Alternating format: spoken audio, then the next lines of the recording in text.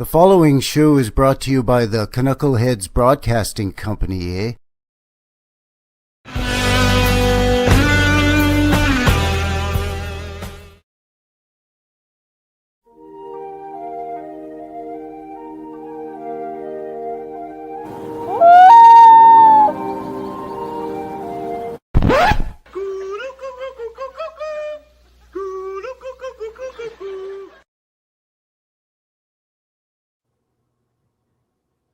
All right, and we are live. Hello, everyone. Welcome to another episode of the Canuckleheads Show, episode 20. My name is Frankie, and I'm from the New West Reset channel. I'm Chris over at Old World Exploration. And where are we off to today for this one there, bud? Well, it's really fun to say. Saskatoon, Saskatchewan. It really is. I always enjoyed it. As a kid, it was my favorite one to say, for sure. It's still my favorite. Yeah. I say that all the time. Saskatchewan's my favorite province to pronounce. For sure. And I'm not making fun at all. I actually do. We should maybe we should teach everybody how to properly say Saskatchewan. Yeah, sure. Because they may read it phonetically and go, and struggle a bit and go, it's Saskatchewan, which you would be correct, but absolutely wrong. It's actually Saskatchewan. You gotta free run through the first two syllables. Yeah, well, it's too many syllables, so you have to make two of them one, I believe. That's right. That's how you do her, bud. That's how we get it done up here. Quick, fast, and in a hurry, bud. Yeah.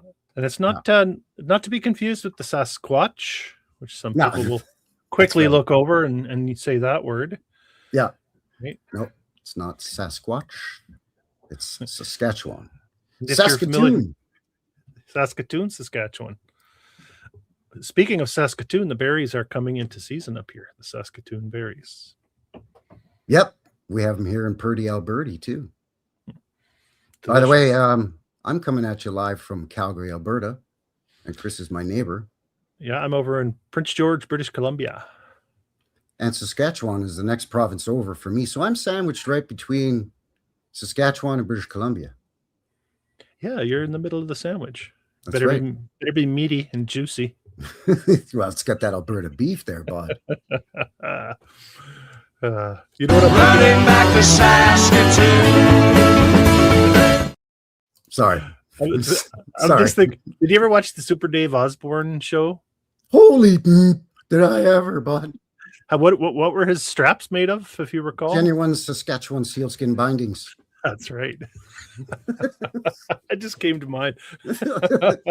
Everyone in the chat is, what in the Sam Steele are these two getting on about now? That's right. We're Canadians. Welcome to the Canucklehead Show. A couple of Canucks here. Yeah. Thank you for joining us. As mentioned, episode 20, Saskatoon, Saskatchewan. Links below for everything we're going to cover on this. We're going to have a look at the official, his story. We're even going to open up the goggle machine and take a look at the Google Maps. We'll drop the little man down and do a street level walk. Let's not assume everybody's been here before. Why don't we give a brief explanation of what we do together, you and I, Frankie, here on Canuckleheads? You know what? That's a good idea, because I know both of us have gotten a lot of new friends joining our channels lately. And by the way, do all the things on the YouTube and the Rumble and everything to, do all the stuff to help fellas out. Like, subscribe, and all the rest of it. Frankie is having connection issues, so I think he might have just disconnected for a couple seconds, and his golden voice will be back any second now, I'm sure. Hello. Yeah, there he is. Sorry about that there, eh? I don't know what's going on. We got thunderstorms rolling in here in Calgary. See, we're at the foothills of the Canadian Rockies here, so we get some crazy weather, and you know all about that because you're a genuine mountain man. No, I'm on the other side of the Rockies. It's a little hillier than you are, but you're between mountains, right? Yeah, I guess so. I guess we're on the plateau between ranges. Mountain ranges. Yeah, you're like Grizzly Adams. Remember that show? Well, I do kind of look like Grizzly Adams. Oh, for sure, bud. I'll Handsome. give people a quick peek. So yeah, I've even got the big beard going. See, I might have the voice, but you've got the looks. Yeah.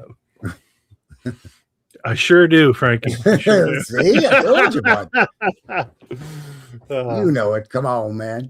tell All right, them let what me we just pull do. up. Let's get back on track. We try to Tell keep this Canadian. We do deep dives into, the official his story of a lot of places, and we generally keep it focused here in Canada because we're a couple of Canadians, a couple of Canucks, Mhm. and we like to share that with all of you because we look at things from a Canadian perspective.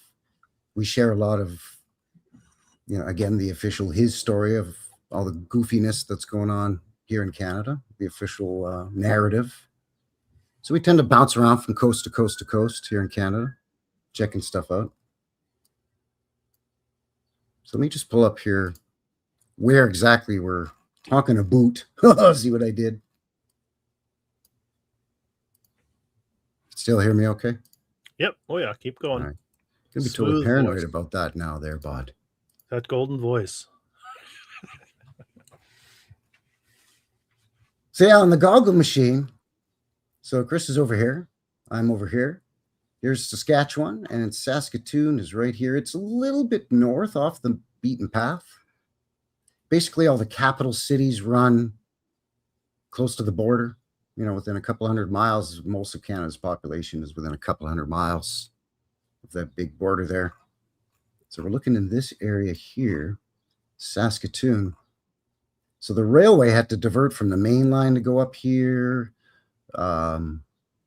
It's almost as far north as Edmonton and almost as far north as you are too, Chris. You were talking too, right? Mm-hmm. And it's flat as a pancake, isn't it, in Saskatchewan? Except for the Black Hills, the Cypress Hills, it's Okay. pretty flat. Yeah, there's quite a few more lakes than you might expect for what's called the prairies here in Canada, but in the U.S. you would call it the Great Plains, right? Mm-hmm. And we have a lot of the same narrative for early pioneer settlers coming here in covered wagons, either pulled by oxen or horses or mules to make a new life out of the rootin' tootin' Wild West. We had gold rushes. We had the land grab rushes, the railroad, the race to join in the middle starting from the east and the west, the golden spike, all of that. And part of that narrative is rodeo and cowboys and opening up the new West to a bunch of new settlers. So a lot of our cities in the Great Plains or in Canadian prairies are kind of smaller cities, especially when you get into the northern regions. I'm just, I had bookmark a spot here, but I want to show you. This is the area they're calling sort of their old town. And this is sort of where they steer people to.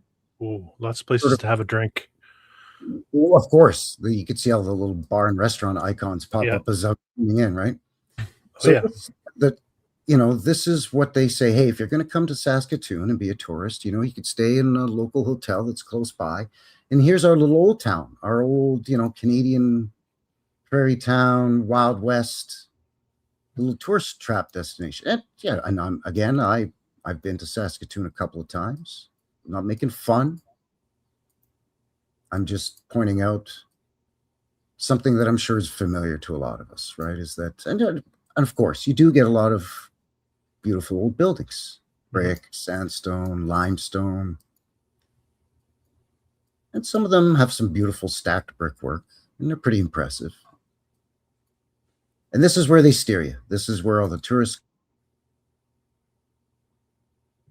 Oh, there he goes, cutting out again. Yeah, the tourist section, you can see even here how wide the streets are too.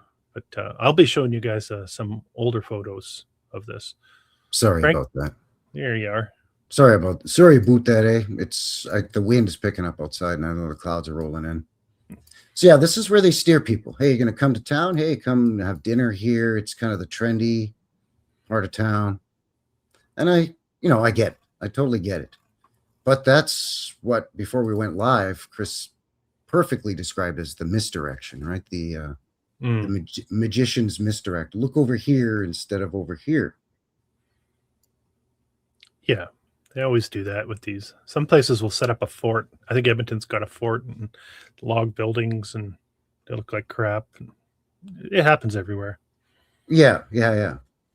So really, if you come down here to what's their modern downtown, this is where you find the stuff like this. Like the old stuff, but it's on a much grander scale and much more highly decorated. Mm-hmm. You can see here the dental molding along here, the pillars with the capitals, all of these coat of arms or shields or cartouches, fasces. Again, combination of brick and probably glazed terracotta, sometimes limestone, sometimes sandstone. And what they do is they like to nestle that in and amongst, all of this stuff, and they steer you to the other side of the river. And it sweetens the pot that to get to the other side of the river, you go over, 130-year-old bridge, excuse me. But this is where you find, amongst the modern stuff, this is actually where you find the much more glorious and much more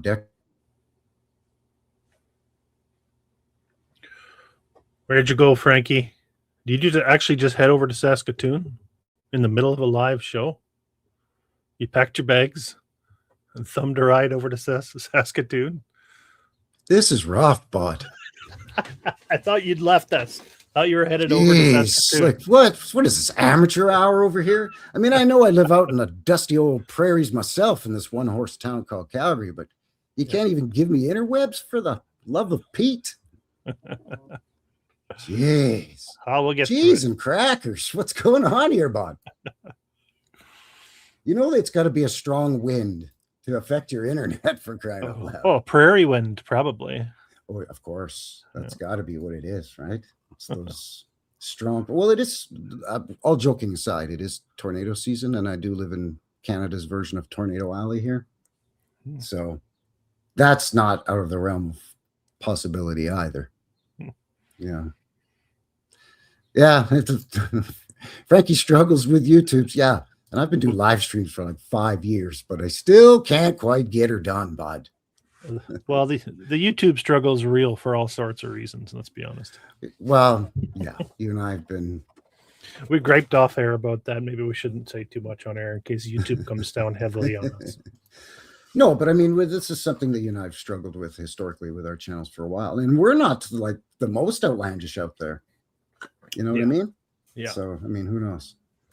Anyway, let's get a little bit into the official his story, if I can even get the page to load. What do you say? And we'll just look at. I'm actually going to go right to the horse's mouth in this one. Literally? Well, almost. Don't forget Saskatoon, rootin' tootin' Wild West. I'm going to go to instead of going to Wikipedia, I'm just going to go to the Saskatoon's City of Saskatoon's webpage. Okay, let's see it. And again, link below for this. It's his saskatoon.ca community. So the history. So it's we'll just jump here to the here they give you the lowdown of the size of it, and that we got to give our tip of the hat to. We got to do the land acknowledgements here in Canada, or they throw us in jail or something. I don't know. Yeah, the Mounties kick your door in and give you a paddling. That's a paddling. No land acknowledgement. That's a paddling. That's a paddling. That's a paddling. Anyways, this was new. Oh, this was all new to me, by the way. When I looked this is new to me right now, by the way. Yeah. So the Temperance Colony, that was Canada's version of prohibition. Mm-hmm. We actually had two. We had one in the 1880s, and we had another one in the 19aughts and 1910-ish, just prior to WW1. They just wouldn't give her up. But Canadians said, hey, we love our whiskey and our beer, so take off. So none of them really lasted long. But anyway, in 1881, a group of temperance activists from Ontario formed the Temperance Colonization Society with the idea of creating. Oh, Frankie, where did you go? Do I have to read it for you? The idea of creating an agricultural colony on the prairies, dedicated to the ideals of the temperance movement. I'm sorry. This has got to be so frustrating. Keep going. I'm sorry about that, eh? Keep going. Keep going. So they decided to skip over a complete province, go from Ontario and jump completely over Manitoba to go to Saskatchewan for some reason. So at the same time, the Canadian government was hoping to stimulate agricultural settlement on the prairie. So, oh, geez, how serendipitous. So pretty soon, 3,100 people, colonists, they'd sign up for more than 2 million acres.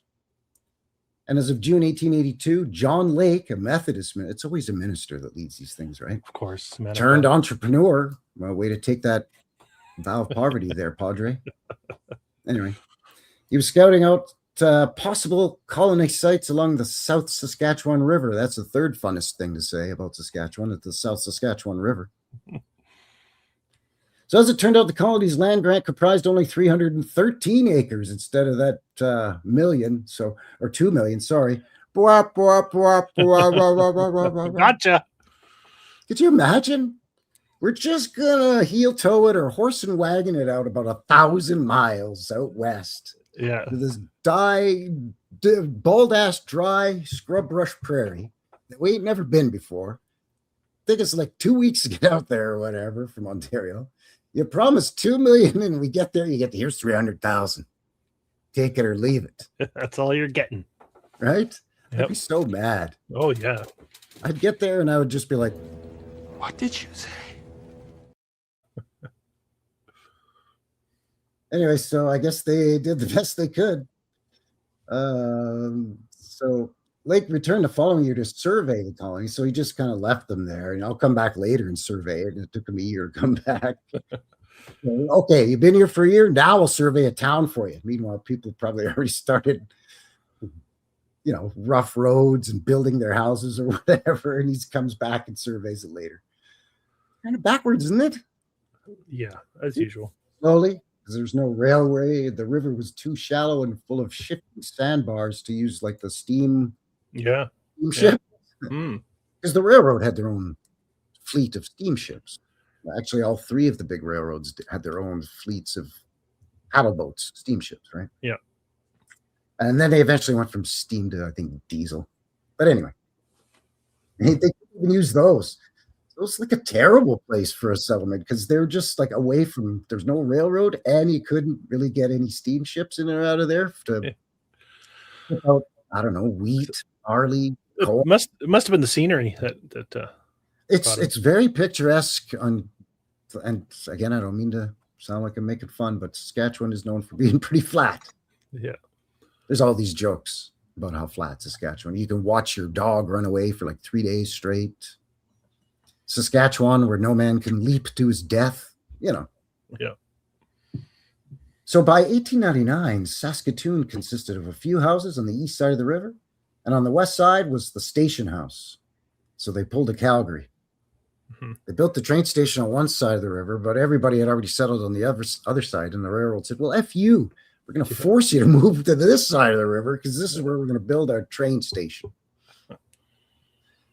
So eventually that settlement got swallowed up, which by what eventually actually became Saskatoon, because that settlement was known as Nimpton or whatever. That's where they're now is where they direct you as their old timey tourist hipster doofus sightseeing part of town. Yeah. Yeah. That was initially the sort of commercial area of what developed out of that first little temperance settlement. So I thought that was kind of interesting that a bunch of Methodist teetotalers, for lack of a better term, just decided, no, we're gonna. Why wouldn't you even just go to the next province? Because you have Ontario, then it's Manitoba, then Saskatchewan. Yeah, you got to get through all the lakes of Manitoba. Yeah. And again, they're off of the beaten path. I mean, there were a lot of trails and pioneer trails and all that stuff, just like, the American official narrative, right? Going out of like, Missouri and Kansas, right? And the old quote unquote Indian trails and all that stuff, right? In the old stagecoach trails. Same thing up here. Well, what strikes me is how recent Saskatoon is too. Like 1899, you said there's just a couple houses when they decided to build a couple stone buildings, right? Like exactly. Yeah. Well, let's see what this is from the Canadian Encyclopedia, the Canadian Encyclopedia.ca. So they kind of parrot a lot of, from the Saskatoon's official website, but incorporated as a city in 1906 with a population of 266,000 in 2021. So pretty good size. That's 5 years ago, but pretty good size for this northern prairie town. Again, it's off of the main railroad line, and the river's not very accessible. So settlement. Oh, there he goes again. Hunting tribes were here 6,000 years ago. We always get a little bit of that narrative in there, don't we? I think I'm back. Yeah, there you are. Damn it. I'm sorry. Anyway, 6,000 years ago, remember that number. Primarily Cree and Métis, and then refugee Dakota or Sioux from the United States who settled at Moose Woods in 1881.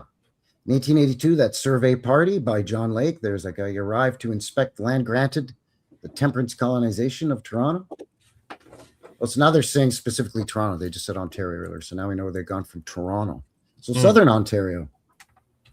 So they have to go around Lake Superior.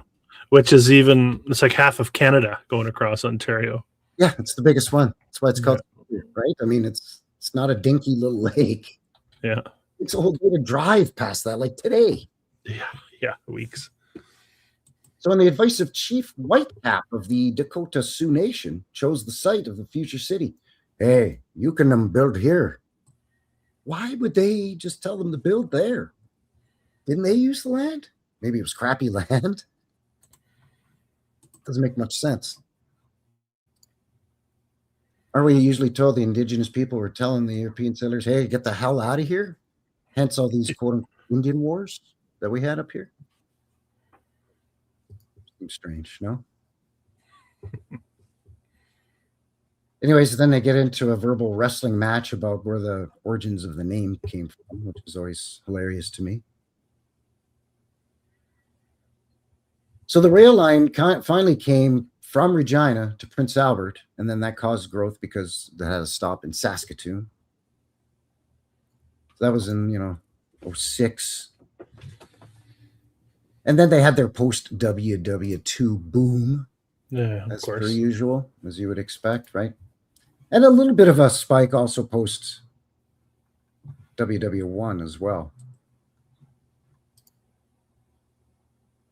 Let's see what Wikipedia says, just for shits and giggles, because I was just reminded of the verbal wrestling match on where the origins of the word came from. But so it's the largest city in Saskatchewan. So it's bigger than Regina, which is the capital. And it's bigger than Moose Jaw. And Regina and Moose Jaw are close to each other, and they're on the main line. So this seems kind of odd. They must have had a spike in the growth for some reason. So here we go, the etymology. So the name Saskatoon in Cree, at the Saskatoon berry, or the place of many Saskatoon berries. Okay. Saskatoon berries. Founder John Nielsen Lake apparently told multiple stories, including the most famous were in August 1883. He was handed a handful of berries and told their name and exclaimed, "Arise, Saskatoon, Queen of the North." Okay. But there's 12 different pronunciations of Saskatoon. But most of them actually sound more like Saskatchewan than Saskatoon, except for this first one, Saskatchewan, which is Cree. So there you go again, the Toronto-based Temperance, 21 sections of land. That's a lot of land. A section is an area normally 1 square mile containing 640 acres, with 36 sections making up one survey township on a rectangular grid. They surveyed that, eh? Interesting.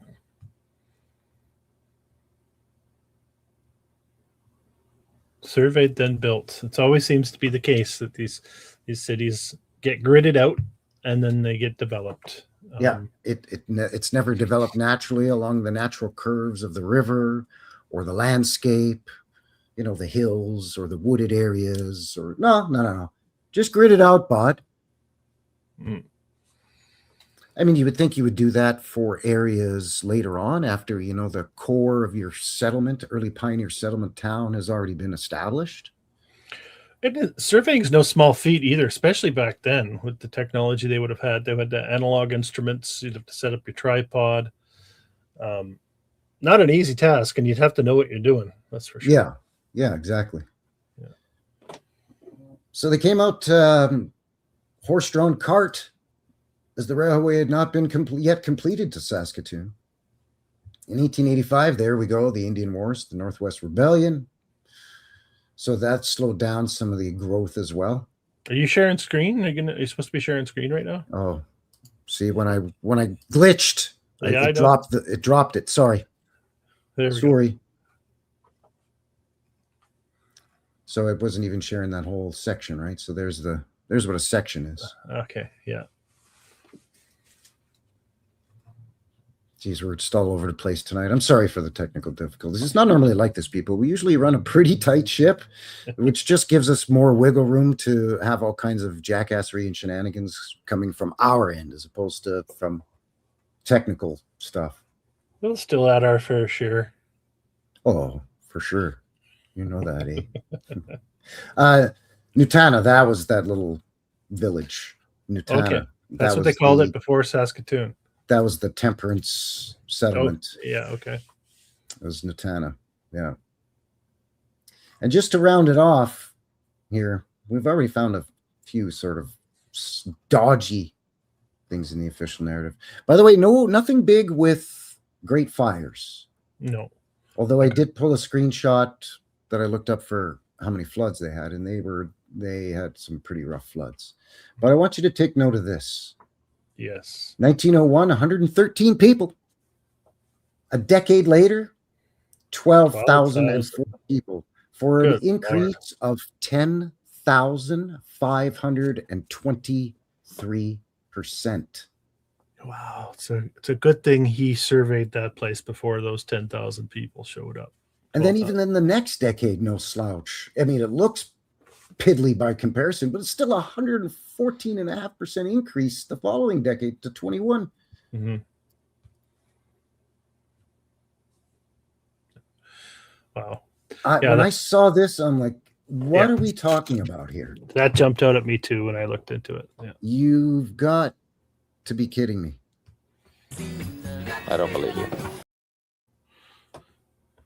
That's my sentiments exactly. I'm just saying. Quickly pull up that photo as well. Screen share it because I just found it to be a little odd that there wasn't any great fires. It's pretty sad when you're researching something and you come to expect fire. Yeah.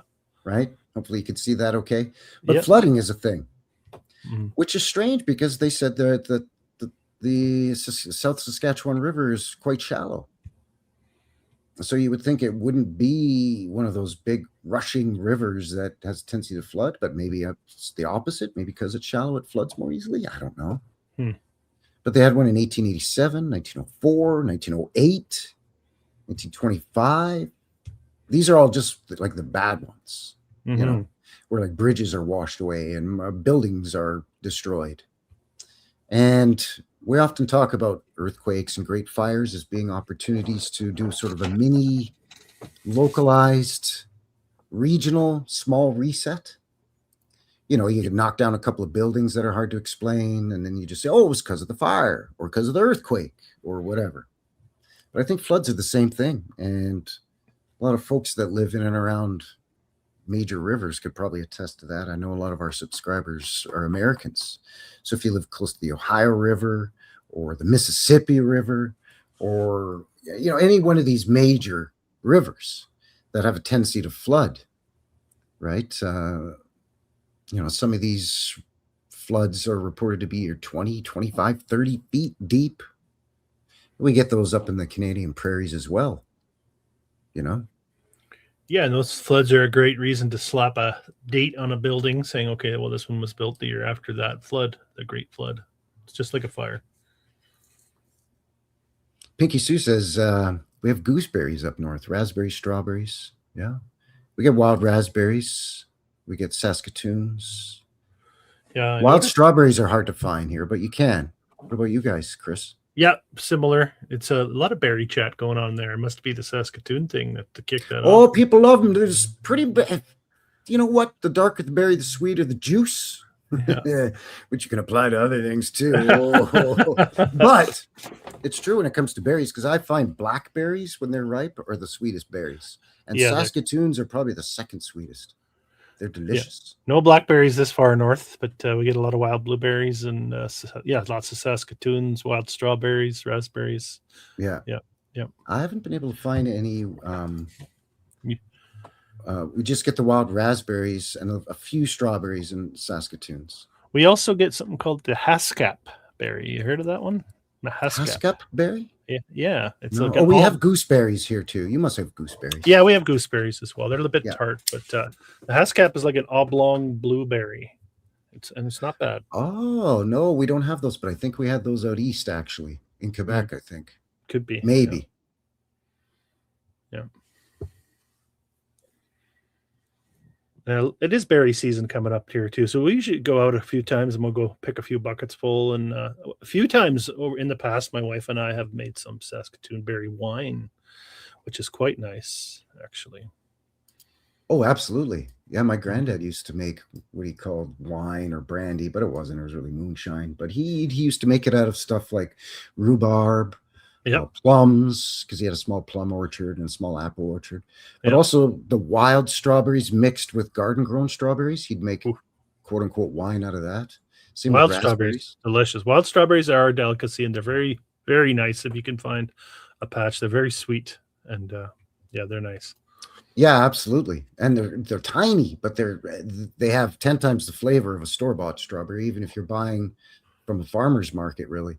Oh yeah. They're tiny. They're about the size of a raspberry, maybe even a bit smaller, but the flavor is like a punch in the taste buds there, bud. Yeah. So just one last thing real quick for the small town that only had like 100 and some people in the first decade. Well, they had their own municipal railway, their own streetcar trolleys. So that's pretty good. 1913. It had a pretty extensive line. And of course, it opened on New Year's Day. So, of course, what's their promotional picture? You really got to push that narrative. Yeah. It's 6 foot deep snow up in Canada land. Yeah. Now, great day to open it. Oh, yeah, for sure. Everybody's hung over and they're off on holidays, and you've had a blizzard. Perfect timing. Hung over, I might add. Yeah. But it went until, 50, 51, right? And then they eventually that's when they phased out the last one. They had trolley buses for a while, and then they went, diesel buses, right? So that usual unfortunate narrative as well. Yeah. Only to, of course, decades later, come up with a new electric streetcar trolley system, a more modern one that actually doesn't have the stretch or the reach and the convenience of the old track system from the teens and 20s. Oh, they couldn't match it, eh? They couldn't match it. Yeah. Like the old system would go up and down a few of the downtown streets, right? And then head off into suburban areas. And actually it was part of an interurban electric railroad system that went to other little prairie towns that were outside of Saskatoon. I just love the visual of that, taking the interurban out to the surrounding areas, And there would be stops along the way, right in the middle of like a urban. So if you lived on a farm, or if you had a cattle ranch or a horse ranch, let's say the missus or your kids needed to go into town for some reason, Mhm. and you're out in the field and you can't take them into town. It's, I don't know, harvest season or whatever, right? Well, they could just go to the little rural station, which was basically like a modern day bus stop. Yeah. And the little trolley would roll up and you'd pay your 5 cents or 10 cents. Or 1 cent.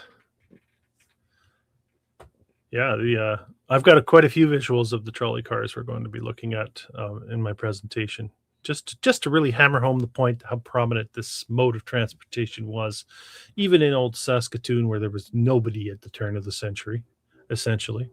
There have been here in southern Alberta towns that have never gotten beyond 2,500 people that used to have their own little electric trolley system that had, about 10 cars, and there was a bunch of different routes. Amazing. It doesn't make sense to me. It doesn't make sense. And these are developing at a time when the automobile is coming into fashion, like concurrently with the automobiles, right? So it's like, yeah, something stinks about the narrative. Oh, absolutely. Oh, Absolutely. Hey, Mark. Pasture of Castles is here as well. Good to see all of you. Thank you very much for joining us on this Wednesday afternoon for episode 20 of the Canuckleheads. We're looking at Saskatoon, Saskatchewan. We're going to take a mid-show break here in just a few minutes. And I've got some 1930s footage of Saskatoon taken from some old home movies. It's about 3.5 minutes long or so. And then when we come back, Chris is going to share some of the photos he was just talking about not only the old transportation system, but a bunch of the old buildings, street scenes, of course, just to help poke a few more holes in the official history. Kinley Jackson says the university in Saskatoon has engineered HASCAPs and continue to. Oh, okay. So they've been cultivating the HASCAP berry. Interesting. I think that's what they're trying to say there. Oh, she grows them. Very nice. Cool. Blueberry in Missouri, says Ubukan. Yeah. Blueberries are really common out east, and cranberries too. Indigenous First Nations used to have cranberries and blueberries as part of their, what was it, pemmican? Yeah. Yeah. I forgot to mention the huckleberry. We get those as we move a little further north of where I am, and they are nice when they're in season. Oh, we don't have those. We have choke cherries. You have choke cherries? Yeah. We don't eat those. You eat those? Yeah. Ew. You got to wait until they're a late season, right? They're like late July, August, even. Maybe we're thinking of different strains of choke cherry. These are the little tiny little, like the size of a blueberry, and it grows on a little tree that has sort of a purplish leaf. It's green on one side and purple on the other side of the leaf. It's a choke cherry tree. Yeah, we have those. I never thought. They're bitter as hell. Yeah, I'd never touched. I have one in my yard, and I let the birds have at it. Yeah, they're bitter as hell, but when they ripen, they sweeten up a little bit, and they also make a very fine homemade wine as well, actually. Okay. Choke cherries. Yeah. Interesting. So one last thing. Did you know that Saskatoon was known as the Paris of the Prairies? Sundown in... Sorry, I was thinking of a hip song. Well, Gordon Downey does God rest his soul. Gordon Downey of the Tragic. Yeah, Tragically Hip has a song called Wheat Kings. And it starts like that, Sundown in the Paris of the Prairies. I actually didn't know it was Saskatoon. So I appreciate Frankie for throwing that in. There's a couple of references to the Paris of the Prairies. I've heard also Winnipeg, but more often heard Saskatoon. And I've heard, and I researched into the sort of the history behind that to find out like where'd that come from, right? Because I know Calgary, they tried to do that in the early 1900s as well to try to attract people to come to the bustling, booming, Cowtown, Sandstone City, Calgary. But with Calgary, they called it the Vienna of the Prairies. Oh, interesting. Yes, but here it's Paris of the Prairies. And supposedly Bob Dylan makes mention of it because he's friends with Joni Mitchell and she's from the area. Okay. And then also Interesting. I've heard that Leonard Cohen in his early career, also when he was a little bit more folk singerish, makes mention of Saskatoon being Paris on the Prairies, but I never really found anything that was earlier than sort of the 60s, 70s, and then again in the 90s with Gord from the Tragically Hip. But it probably does come from a early 1900s advertising campaign to entice people. Hey, the railroad's here now, and we're bustling little boom town out here, and if you want to come out and get yourself, you know, a good spot of land for a good price, build your home and raise a family, and got good schools, you know, the usual, right? And you can open business here, and you could be a saddler, or you could be a dry goods merchant, or whatever, right? A beaver pelt trader. Could sell some beaver pelts, maybe. Hey, Frankie, let's address J-Rock's comment there. You may as well. We're not almost done. So right here, J Rocks the Valley. yeah. Say, guys, sounds like it's near the end, and I missed most of it. Does Frankie have a YouTube channel? I do. New West Reset. Should be in the It's in the description below. We have Yep. all of our deets, as the kids say down there. and we're not almost done. We're approaching the halfway intermission here on this one. Yeah, in about 5-10 minutes here, we're going to take a mid-show break, and then we'll come back, and we'll wrap up the show with less of, you know, this kind of nonsense of this official historical narrative on paper or online, and more into some of the imagery. Oh. But I just thought it was strange because there actually is a Paris of the Prairies, because they have a replica of the Eiffel Tower. It's a place called Montmartre. Population 490. So yeah, tiny little place. It's a village in the Canadian province of Saskatchewan. It's 91 clicks or 57-ish miles east of Regina. So it was incorporated as a village in 1908. So another just little farming hamlet. You know, again, the religious settlers come out here. But they decide to name it after where they were from, which is Montmartre, France. So that's why this place has a motto also of Paris of the Prairies. But they at least went so far as to build a... Yeah, they took it. They took it from Saskatoon. They took the title.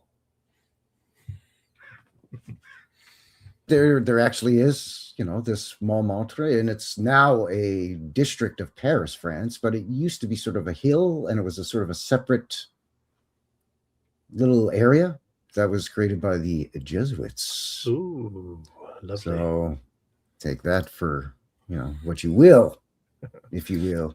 If you see what I'm saying. I bet you most people watching do see what you're saying.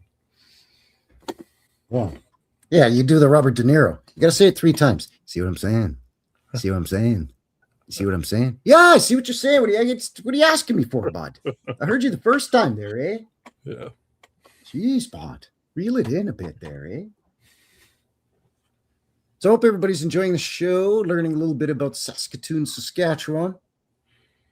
We're going to take a mid-show break, I think, here coming up very quickly. As mentioned, I've got a little film footage that I've plucked from the interwebs that is taken from some home movies from Saskatoon in the 1930s. Might as well cue that up right here. It's I think it's like 3.5 minutes long. Yep, 3.5 minutes long. Saskatoon. So you know what? Let's get into it. Smoke them if you got them. Put your ear cans on. Put your ear goggles on. Turn it up to 11 so you can enjoy this one of Saskatoon from the 1930s. And we'll see you back on the other side of 3 minutes and 30 seconds. All right? Thanks, everyone.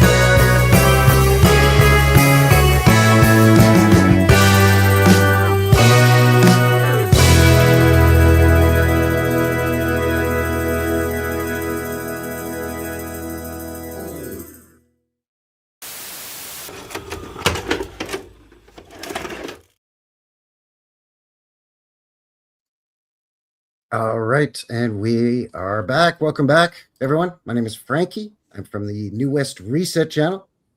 I'm Chris over at Old World Exploration. And today we are having a look at Saskatoon, Saskatchewan. What is this? What episode? What now, buddy? 20. We're at 20 now. 20, buddy. Mm. Beauty. Not too bad. There's a bunch of you watching between both of our channels. So thank you very much for joining us here on this Wednesday evening for the live Canuckleheads show. If you haven't already, please do all the things to help out a couple of struggling Canadians up here, eh? Oh, please, come on, bud. Help us out. The exchange Thank rate's you not very much. hot these days. Yeah. That's a lot. We appreciate you being here. It's great to see you, all of you, and all of your support. Thank you. Thank you very, very much. Who have we got here? We've got Kinley Jackson is here. Boo Boo. Rhythmic Ramblings as well. Kathy Broughton. Orphan Annie is here. Good to see you. Floppy Choppers. Hello, hello. Water the Tree and Pasture of Gases are here. Foxy in the Box. Hello. Odin's Raven as well. There's Ryan. See you, Ryan. Hello, hello. Channel 53. Good to see all of you. Thank you. Thank you so much. Hope you're enjoying the show so far. And again, links below for everything we've covered, as well as how you can get a hold of either one of us, all of our social media, and how you could reach out if you want to reach out to either one of us. Both of us are open to having one-on-one discussions, live streams, or just behind the scenes, not live, just pre-recorded if you have anything you want to discuss. Mm-hmm. Yeah, if you need someone to talk to about the old world, because there's not a lot of people you can confide in. We're there for you. We're there. If you've got something you want to present, some stuff in your area or cool photos that you haven't seen on the interwebs before and you want to share them, but you're like, I'm not going to start my own channel just for this kind of stuff, then, reach out to your favorite channel. And, like I said, myself, Chris, we're, the more the merrier. Yeah. Sit down and have, just a chill conversation about some of the cockamamie stuff that's going on. Heck, we'd both join you for a show if you had something you wanted to present. I think that'd be fun. Sure. Yeah, absolutely. We've done that on this show before. So, yeah. But right now we're going to be looking at Saskatoon there, eh? Running back to Saskatoon. What's that? Burton Cummings? Of course. Guess who, baby? I guess who? That's psychedelic Bert. Yeah. It's not Burton. When he's psych, it was psychedelic Bert. Or maybe even B. Psyche B. Really? I didn't know that. No, probably not. You made that up? I did. It's fake news. That's fake news. Speaking of which, I have my screen's showing you some fake news right now. Oh, let's have a peekaboo at this. Well, we were on the topic of John Lake, which I wasn't even aware of. Yeah. But this is coming at you straight from the authoritative news source of Canada, the CBC. Not to be confused with the Canuckleheads broadcasting company. No. These guys are a little smaller than we are. They're not. They do have a heavy subsidy from the federal government. And they're a bunch of shells, and they're on the take. We got to be careful. The Mounties will boot our doors. We do. And take us to jail. Canada, it's there are restrictions coming down on us. We got to be careful. We got to be smart. We have the freedom of expression here. We just don't necessarily have the freedom to practice it. That's right. You know what I'm saying? I wanted to share this one. I looked this up while you were talking about Mr. John Lake, the founder of the area, I suppose. So CBC has this article from 2019 saying that this professor at University of Saskatchewan or Saskatoon says he was a scallywag. A scallywag? Scallywag. Poop mouth. Can't you just go around calling people scallywags? Well, we were thinking it in some capacity, weren't we? Well, yeah, he just decided up and take a whole 3,100 people. Yeah. To this settlement of a bunch of teetotalers with the promise of 2 million acres, but then it only turned out to be 300,000. Yeah. And then how did there end up only being 114 people there in 1901? I thought 3,100 people went out there. Yeah, exactly. It's maybe they settled further out in the prairies, and who knows, right? It's hard to verify these things. I just like out of all the words Scallywag. Scottish Tart says, I know what Scallywags is. If it's no Scottish, it's crap! This guy, this professor is basically calling this lake character down. He was literally here twice, and both times before the settlement even occurred. And that was it. Before the temperance colony was set up, and then that was it. So he's not. Really? He's taking away credit from this guy. He wants to tear the statue down. This guy. So the guy wasn't the lead covered horse and wagon on the great migration of this temperance settlement out to Saskatoon from, well, it wasn't even called Saskatoon. Maybe that's what the Indigenous Cree were calling it, but anyway. And then, so he wasn't leading the charge. He just said, go over there, bud, and I'll come back later. Yep. And I promise I'll join you guys next year. I promise I'll be back. I promise you. So even the thing that we read where he came back a year later to survey it may not in fact be true. Who knows? This is crazy, man. The professors will dig up the truth. Don't you worry about man, that. Come on. He was always looking to make a buck. That's what they said. Anyway, I thought I'd share that one. I thought it was a little bit of a narrative for you guys coming at you from the authority. So he out of everyone, he was not running back to Saskatoon. That's right. Yeah. He liked it so much he did not go back. Yeah. Hey, take off. All right. I got to start with the demographics once again, because I find this very telling. Very, very telling, actually. This was the biggest red flag of all for me. The floods, okay. I mean, they are on the river, so okay. But again, it is a good excuse to get rid of buildings and that they couldn't explain. And just, it's because of the flood, bud. Yeah. But this jump is ridiculous. It's redonkulous, in fact. 1899, we saw in the narrative that you shared with us how they had a couple houses on one side of the river, and they had a stone structure and a couple government buildings on the other side of the river. 1899, but only 113 people in 1901. Yeah.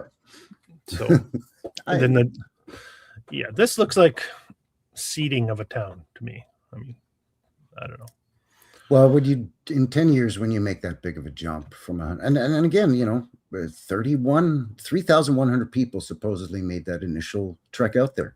So how'd they go from 3,000 to 113? It must have been a tuberculosis outbreak or something. Well, there was that. Yeah. Spanish flu was 1919. Moose attacks, maybe. Those terrible prairie mice. Okay, let's get to my file. Let's start with the big dog. Maybe they all got washed away in a flood. Well, there were a couple in those early days, as we saw in the narrative, according to the narrative. Yeah. So we're starting. You finished your video with this one, I think, the Bessborough Hotel, and we have covered this one before on this channel in our Railway Hotels special. Yep, they call this the Bess. The Bess. Yeah, that's the nickname. Old Bessie. She's beautiful. Best place to stay. Easily. I mean, come on. Can you say Canadian Castle? Yeah. Check out those dormers, eh?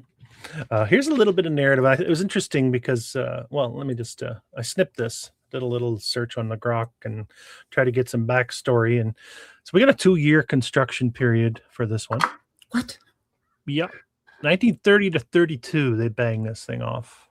Broke ground in February. During the dirty 30s, because we had the Dust Bowl here too, and the Great Depression up here. Let me ask you something, Frankie. Have you ever broken ground in February? Have you ever tried to stick a spade in the ground in February? Well, that reminds me of that their streetcar, that second to last article I pulled up with their streetcar system. And that photo of 5 feet of snow.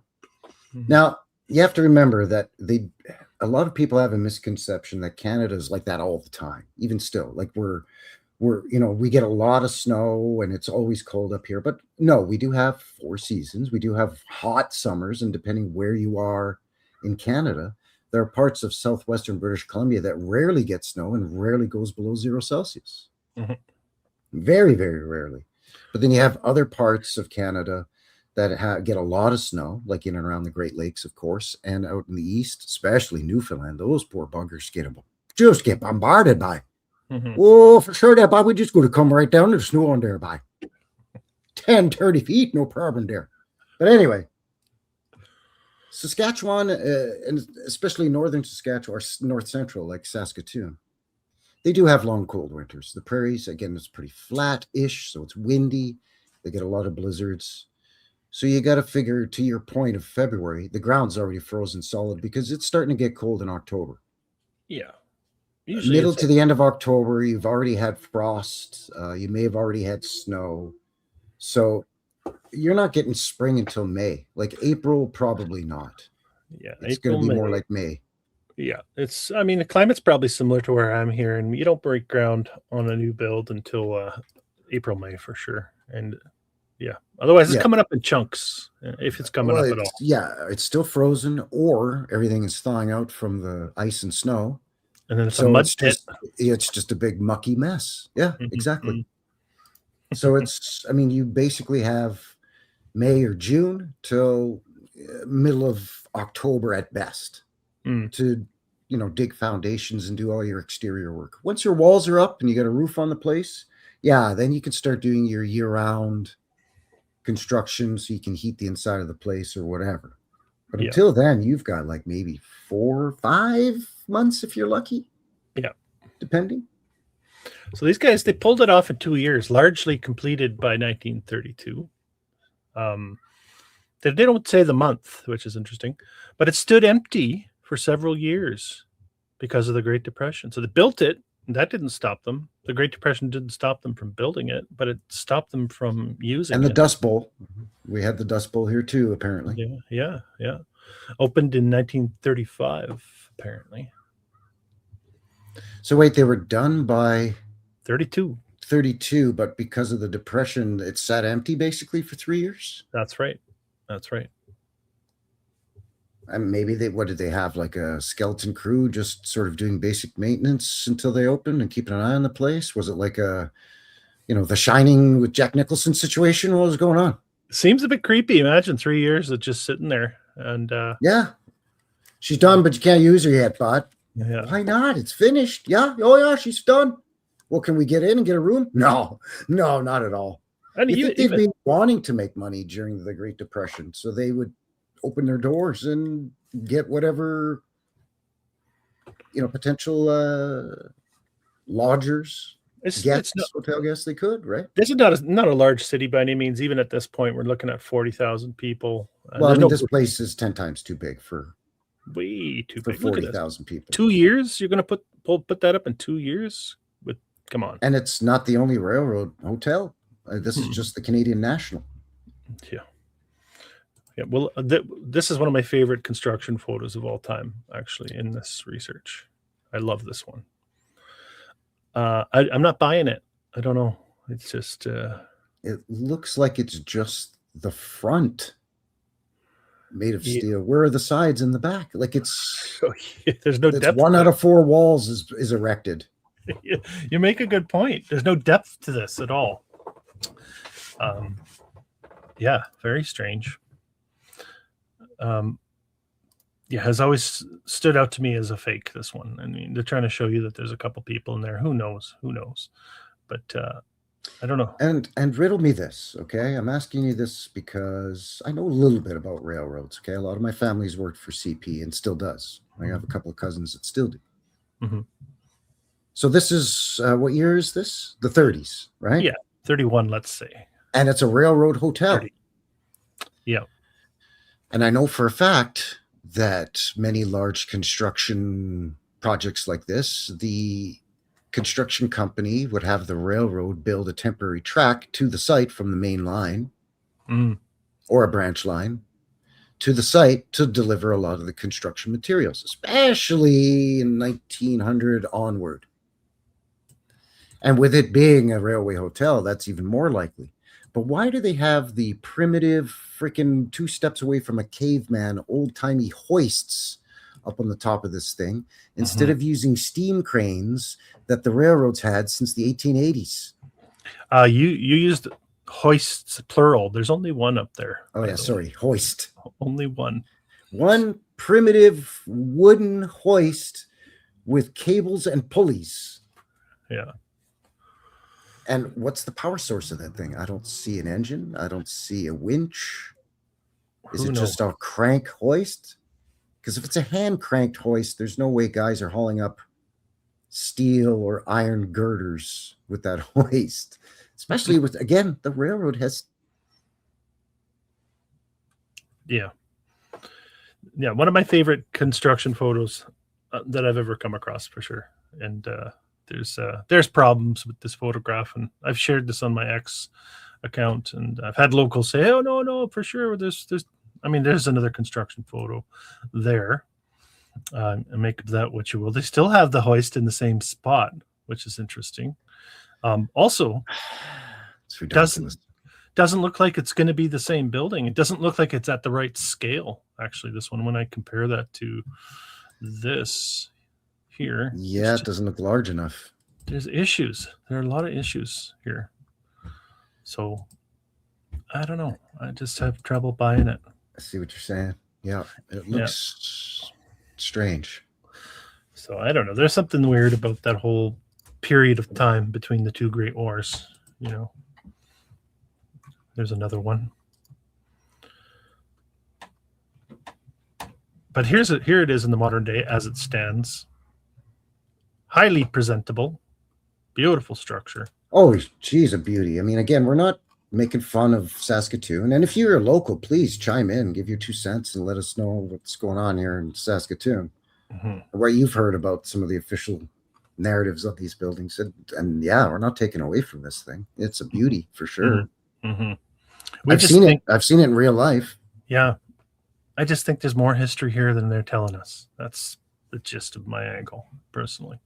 Actually, when I dropped the little Google guy down on the top half of the show here, there's the trolley used to run along a street called Broadway that actually starts basically at the front of this hotel. Oh, yeah. And then travels through what is now their modern downtown, but has along that route, that's what has a lot of the larger, more glorious old world looking buildings that we also looked at in that quick little Google drop. So they're all in and around 3, 4, maybe 5 blocks of this thing. They're nowhere near their little historic district section that they steer everybody to. Yeah, that makes sense. Keeping you from looking, reminding me a lot of the Empress in Victoria as well. Reminds me a bit of Hotel McDonald in Edmonton too. Yeah. I mean, I don't know. There just seems there's more to this story with these railway hotels. So that's what I'm coming out of the gates with. Coming out hard. It's like I'm supposed to be running a 400-meter dash, but I basically blew my water the first 10 meters. Yeah, this thing is pretty. Yeah, I mean, with the turrets and the conical domes, and like, could you put more dormers on that thing? I guess it didn't take long. Dormers too. Wow. 2 years. I mean, how long would that take us in the modern day with 250,000 people living in Saskatoon? I guarantee this is like an 8 to 10 year project, probably. Massive. This is a great question, by the way. Pinky Sue in the chat asking, do First Nations claim ownership of these beautiful buildings? Not that I've heard, at least not here in Alberta with the Blackfoot. They've really been propagandized that they were always a wandering nomadic tribal people that followed the buffalo, the bison. Yeah. Right? Which I don't think is necessarily true, because we're also told that they didn't overhunt the bison. They just hunted what they needed, which makes sense. Most reasonable people today, even if you just grow your own garden and keep your own chickens, you're not going to eat. Oh, there he goes again. Yeah, I think we've all been propagandized about our past. It doesn't matter what heritage you claim. I think we needed to take it all with a grain of salt. Thinking back. So, yeah, you're there. But yes, so we're, on one hand, we're told that they didn't overhunt, but then on the other hand, we're told that they had to keep following these migratory bison. Well, if the bison just, travel south when it's cold and then come back up north when, in the Canadian summers, then why wouldn't you just preserve what you needed until they come back around again? They're migrating twice a year, south once and back up north once. Why would you need to follow them? So that in itself, is strange to me. Well, it's like me with the totem poles too. Like you read the early accounts of the English and Spanish explorers coming up the coast of British Columbia, and they're citing these grand totem poles. And then my first question is, how did they carve these things? And history will tell us there's bits of shells and sharp rocks. And bone. Like, I don't know. I just have trouble swallowing that. So I'm skeptical of all narratives, though. I don't buy it. Yeah, I think like most of us, we're probably preaching to the choir with anybody tuning in, but Sure. But a lot of people will you take stuff with a grain of salt, and you definitely have to just question pretty much everything you hear these days, you know? Yeah, you can't question one part of history and have the other part be sacred, as far as I'm concerned. It's all up for grabs. And nothing is sacred when it comes to history. Okay, this is the Empire Hotel. Supposedly. Sorry, Pastor of Castle says you have no such thing as Indigenous First Nations. That's just what we have to call them up here so we don't get canceled or get in trouble. We have to do a little acknowledgement before you can get away with saying Native because they refer themselves as Native, and I have a few acquaintances and a friend who they're all Blackfoot by coincidence, but they all think that the term, Indigenous First Nations peoples, that whole tongue twister, they think it's ridiculous. They're like, Natives, like, fine, man. Like, come on, bro. Yeah. They also think the whole land acknowledgement thing is dumb. Mm-hmm. That a lot of that narrative was pushed in the World's Fairs, right? With the primitive savages of all the regions of the world. Every continent had to have some kind of primitive peoples. Yeah, whether they were coastal peoples in some island nation or where they were, wandering nomadic semi-herds and hunter-gatherer herdsmen like, Great Plains natives or the Mongolians of the Great Steppes, what have you, right? Yeah. I think there is post-cataclysm survival going on in areas where areas had been devastated and you're forced to survive in certain ways, but I don't think 10,000 years of living that way is an accurate depiction of our past.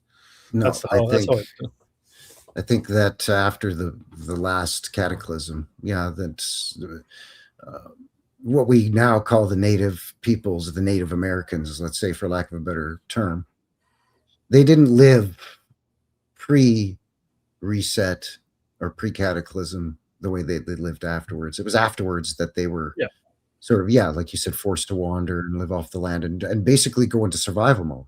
Yeah, which happened all over the place, right? It's that's a Darwinian way of thinking, right? You're thinking, caveman, right? It's part of the whole caveman narrative that they explain away for us. Anyway, we're deep in the weeds on this one. Let's get back to the buildings. Yeah, we got to. Running back to Saskatoon. Woo! Saskatoon, Saskatchewan, baby. This is an early one. The Empire Hotel. They say this one was opened. And now a lot of the narrative I found on these buildings, they didn't really say how long it took them to build because they don't have that information available to us online. And they don't really say when it was completed. They just say it was opened in 1905. This one. Yeah. And this one gets a theater. I have two versions. Let's look at both here. This is also the Empire Hotel. After some modifications, I don't know which one is. Probably this one is supposed to be the earlier version. I would say, yeah. Mm-hmm. Yeah. And then they apparently add a theater to it, and it's in this structure here. So some things have been done to it, but remember, you talk about the vehicles that this is a newer photo. This is the 20s, 30s. Yeah. But 1905, I mean, so you have to picture this with the population demographics they give us. Nobody's there in 1901. 10 years later, there's 12,000 people there. So let's say this is right in the middle of a mass migration when this structure is opened, air quotes, opened. So, yeah, I mean, you have to also think about how organized that would look. 10,000 people populate your city of 100 in a 10-year span. I mean, good thing Mr. Lake platted the land and gridded it out, I guess, and everybody thank goodness. Yeah, well, that's scallywag. Everybody, Elam, I'm sorry. Go ahead. No, Opened equals open-ended, yeah, and founded equals found it, yeah, or found dead. Found dead, Right? yeah. And Yeah. then once it's finished, you've renovated it or renovated it. hmm hmm Yes. Well, the amount of indeed. houses that would have had to have been shooting up as 10,000 people enter a city of 100, a town of 100, becoming a city. Well, yeah, because not only are they building all these hotels and schools and churches, but yeah, who's building all the houses? Are me and my wife Martha and my eldest son Jim just building a house over a couple of weekends after we move in? So we're living in what, a tent or in our covered wagon until we build our house in the newly surveyed and subdivided neighborhood of Saskatoon, Saskatchewan, in, I don't know, 1905 or whatever. You know, Yeah, so 1910. and see how the narrative falls apart, right? Like it's Look at the streets here. so, yeah, the streets jump out at me. This King George Hotel, yet another hotel. Conflicting narratives on when it opened again, 07 or 11, not sure. Well, they rhyme, so close enough. Yeah, that's pretty prominent hotel again for a city that's just becoming a city, I guess. Mm. And It's funny how that big railroad hotel. oh, we lost him again. You got a whole load of mud there in the streets. You even have a walkway, mud walkway for people to navigate across here. But you've got, if you look, you've got the street lights, you've got the sidewalk. So backwards, Yeah. right? And then you got mud, just looking like a foot and a half of mud in some places here. On the Yeah, they've street. had to put planks of wood across so people can walk across the mud and not get filthy. As I said before I dropped out, I said, why did they even build that giant Bessie hotel in the Great Depression when they already, what is this, the second, third hotel we've looked at already? So the railroad had to come in and build their big Behemoth Castle hotel that looks like it could sleep the whole town. Yeah, there will be more hotels too. And look at just the decoration itself. This is 1, 2, 3, 4, 5-story hotel. Yeah. I mean, big arched windows and doors. We might have a 5-story hotel in town here, built in the 70s. You've got that iron awning supported by probably lion's heads holding over, and it's probably got glass in it. And the bay window bump out here too. The Cowboys just loved to build them like that back then, bud. I guess they were cowboys showing up in droves, I guess. Sure. Early 1900s. That's narrative, right? Pioneers, rootin' tootin' Wild West. Yeah, shenanigans is right. Looks a heck of a lot different than a Clint Eastwood movie. I can tell you that. That's right. Yeah, the streets though. Shenanigans. Yeah. Okay, let's keep moving. I got the Knox Church. There's always a Knox Church, isn't there? Have you encountered a Canadian city or town that doesn't have a Knox United or a Knox something? We've got an old Knox Church here. So do we. We had two, but one got destroyed somehow. I can't remember how. Fire or something. Yeah, this is what, 12,000 people here now, and again you get the muddy streets. Look at shitty muddy streets. Makes it real easy to haul all that stone and brick to build a church or a school with all, a foot of mud on the streets. Horses love to haul that heavy stuff and all that crap. They love it. Oh, they need a little cushion. Jeez. Yeah, mule. Yeah, yeah. Stupid mule. Yeah. But let's dissect the infrastructure again. You've got street light built into the sidewalk. It looks like a fire hydrant of some sort. Yep. Here. These sidewalks look like no one stepped on them. That might be a police telephone box next to the street light. Right here? No, next to that. Here? It looks like, no, on the where you were. Oh, right there. That, maybe. Yeah. Which is interesting. But there's no way anyone stepped from this mud onto the sidewalk because we would see the print footprints on the sidewalk. It's a strange photo.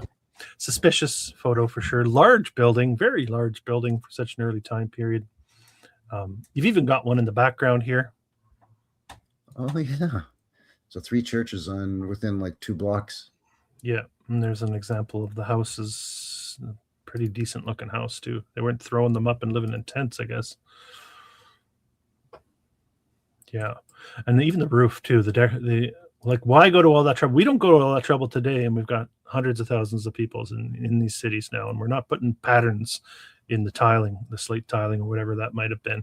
Yeah, well, let me tell you what, perfect example of that. They just redid the roof.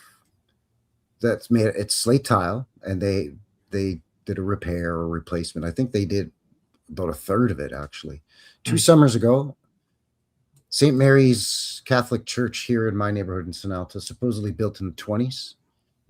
And yeah, they didn't bother with any of that monkey business. No, they couldn't. They couldn't. They probably didn't have anyone that could figure out how to do it to make it look good. Pattern up, probably. Yeah.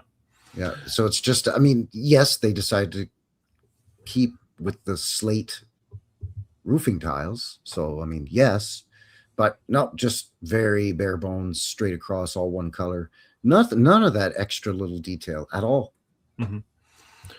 Yeah. But back in Saskatoon in 1912, when 12,000, 13,000 people were living there, they had the capacity and the resources and all the rest of it to build something like this. Okay. Cool story, bro. Yeah. It was super easy, barely an inconvenience. Cool story, bro. Now I gotta find a meme of that now. Yeah, you do. That, right? Yeah. Maybe William Knifeman, maybe. Have you heard of William Knifeman? No, I don't know who that is. It's from a sketch comedy show called the Reservation Dogs, and it's about Indigenous dudes on the reserve just doing crazy stuff. And there's a character called William Knifeman, who's a spirit who's come back to guide the young warrior. But it takes place in modern times, but he passed away during like the Battle of Wounded Knee or something. So he's completely fish out of water. He has no idea what's going on, so he's trying to drop this ancient wisdom. And it's just not working, and it's hilarious. Oh, this is an early, not too early. It's probably what, 30s, 40s, judging by the cars. 20s or 30s. 20s or 30s. You got a memorial smack dab in the middle here, probably with WW1 memorial. Yeah. I know they have a Vimy Ridge Memorial in Saskatoon. You're getting a hint of a dome. We'll see this one. This is a hotel.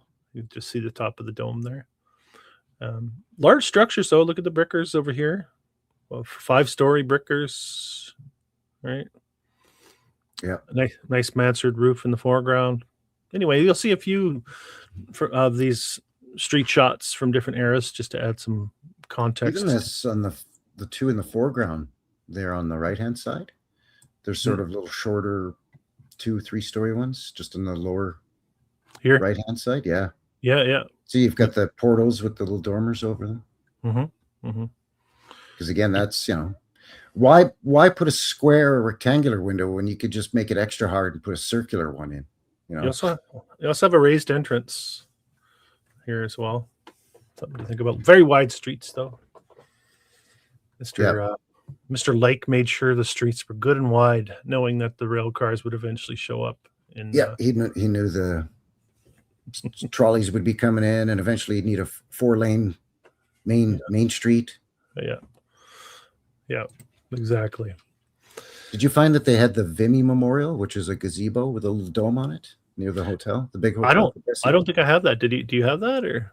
Well, I didn't know about it until I dropped the little guy down last night to kind of poke around.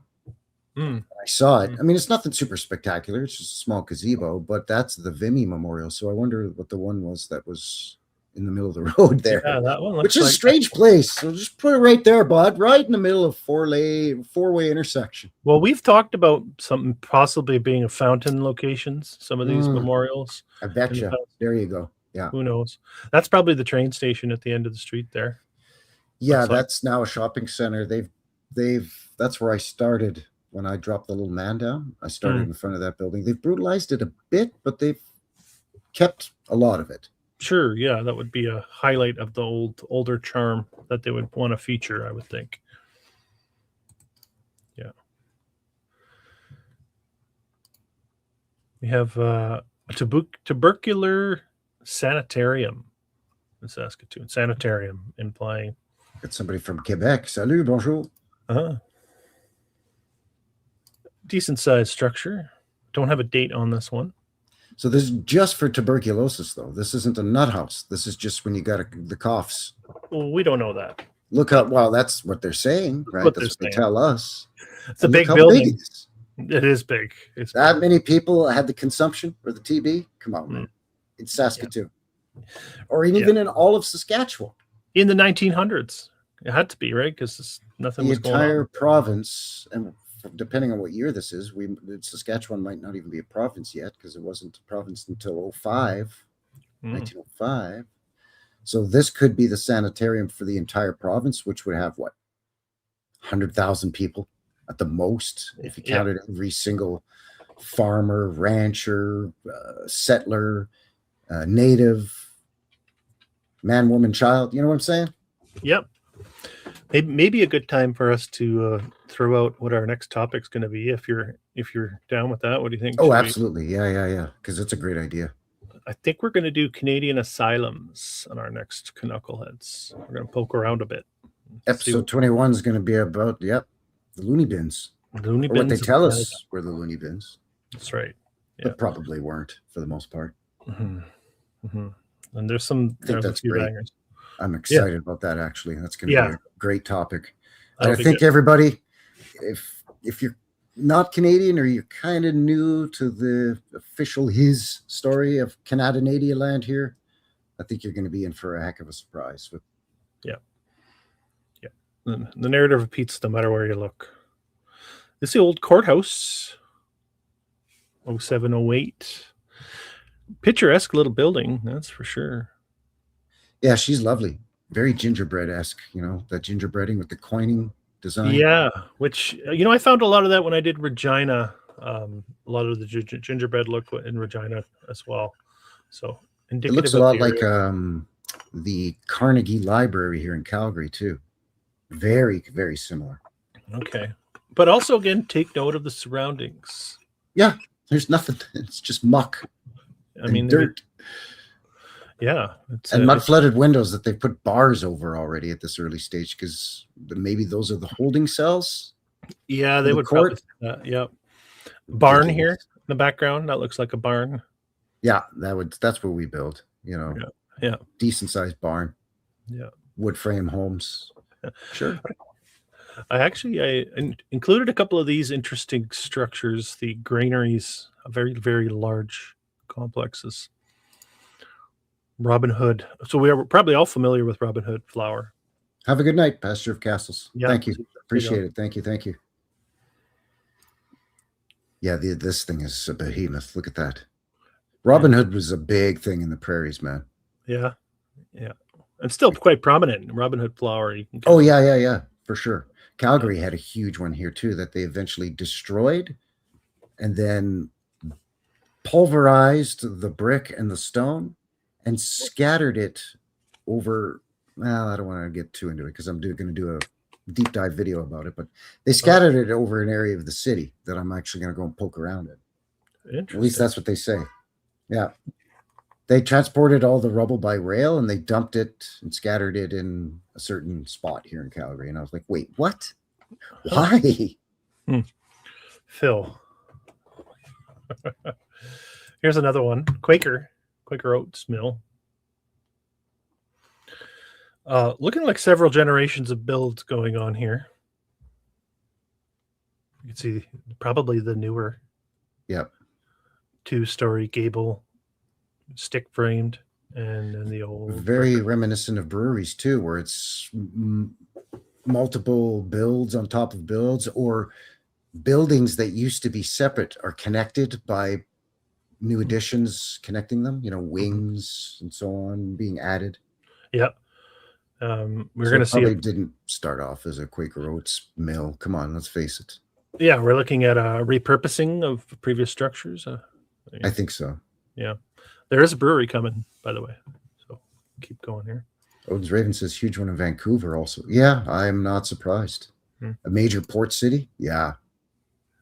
Yeah. Interesting. The old city hospital. Largest screen. Buffalo, New York, eh? Okay. Buffalo was an old world golden city. Oh, yeah. Like, how the cities like, the Chicago World's Fair and so on. Oh, yeah. Buffalo used to be like that, man. Buffalo Uh, was like a world-class place back in the day. They really effed up Buffalo badly. Yeah, remarkable. Just like Detroit. Yeah. And Winnipeg. They effed up Winnipeg bad. Yeah. I think Winnipeg was on that level too at one point. Yeah, I think so. It's kind of at a hub, at a pivot for a lot of transportation. Yeah. We covered Winnipeg, and that was a good one a while back. Yes. Yeah, so this place is amazing. This is your hospital, eh? With domes and towers. 09, right? So we're still in that first decade of the 20th century. Of course, Open. you gotta have a pediment with big pillars holding it up over the front door too, just to wheel in and out Basement. sick people. Yeah. And again, still horse and buggy time, because look at the horses in the background, right? 09. They can't tell us when it was built. They just tell us when it was opened. Oh, Eolde Ladderline. Yeah. Classic. You got a couple step ladders, and then you got a extension ladder up to the keep window. those windows clean so they don't collect germs and make the people sick or something. I don't know. And you got what's going on there. Lower areas going on, and you got a lot of really nice curb work here with dirt roads. Of course, yeah, landscaped grass, poured concrete curbs, or whatever that is. Maybe it's concrete, maybe it's stone. I don't know. But then, but the roads are still just crud. It's crazy. Yeah, it's interesting.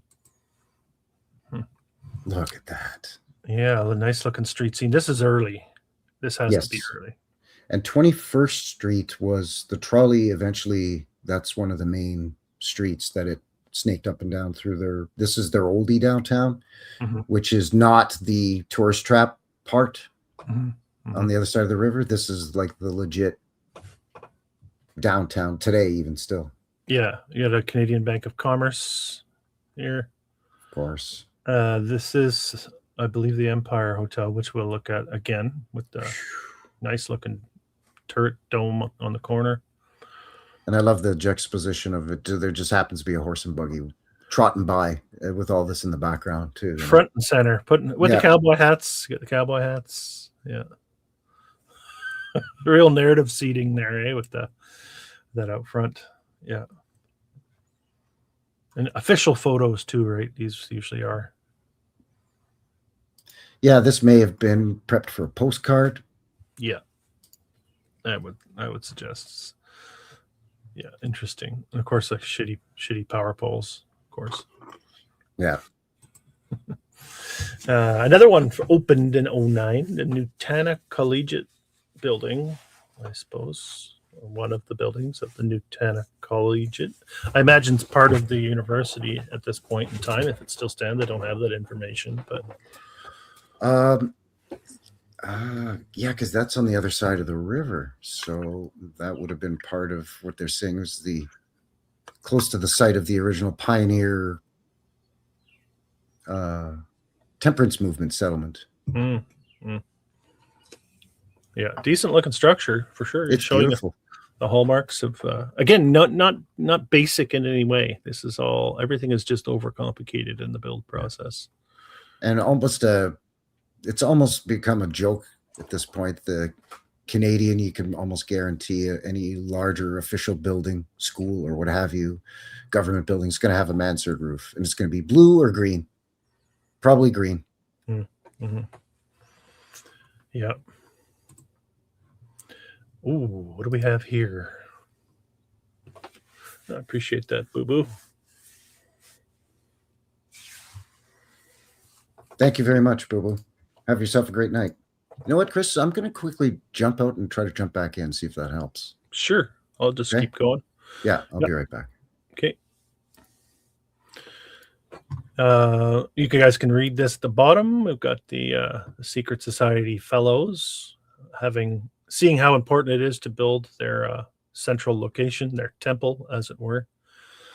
Temple usually reserved for religious affiliations, so make of that what you will.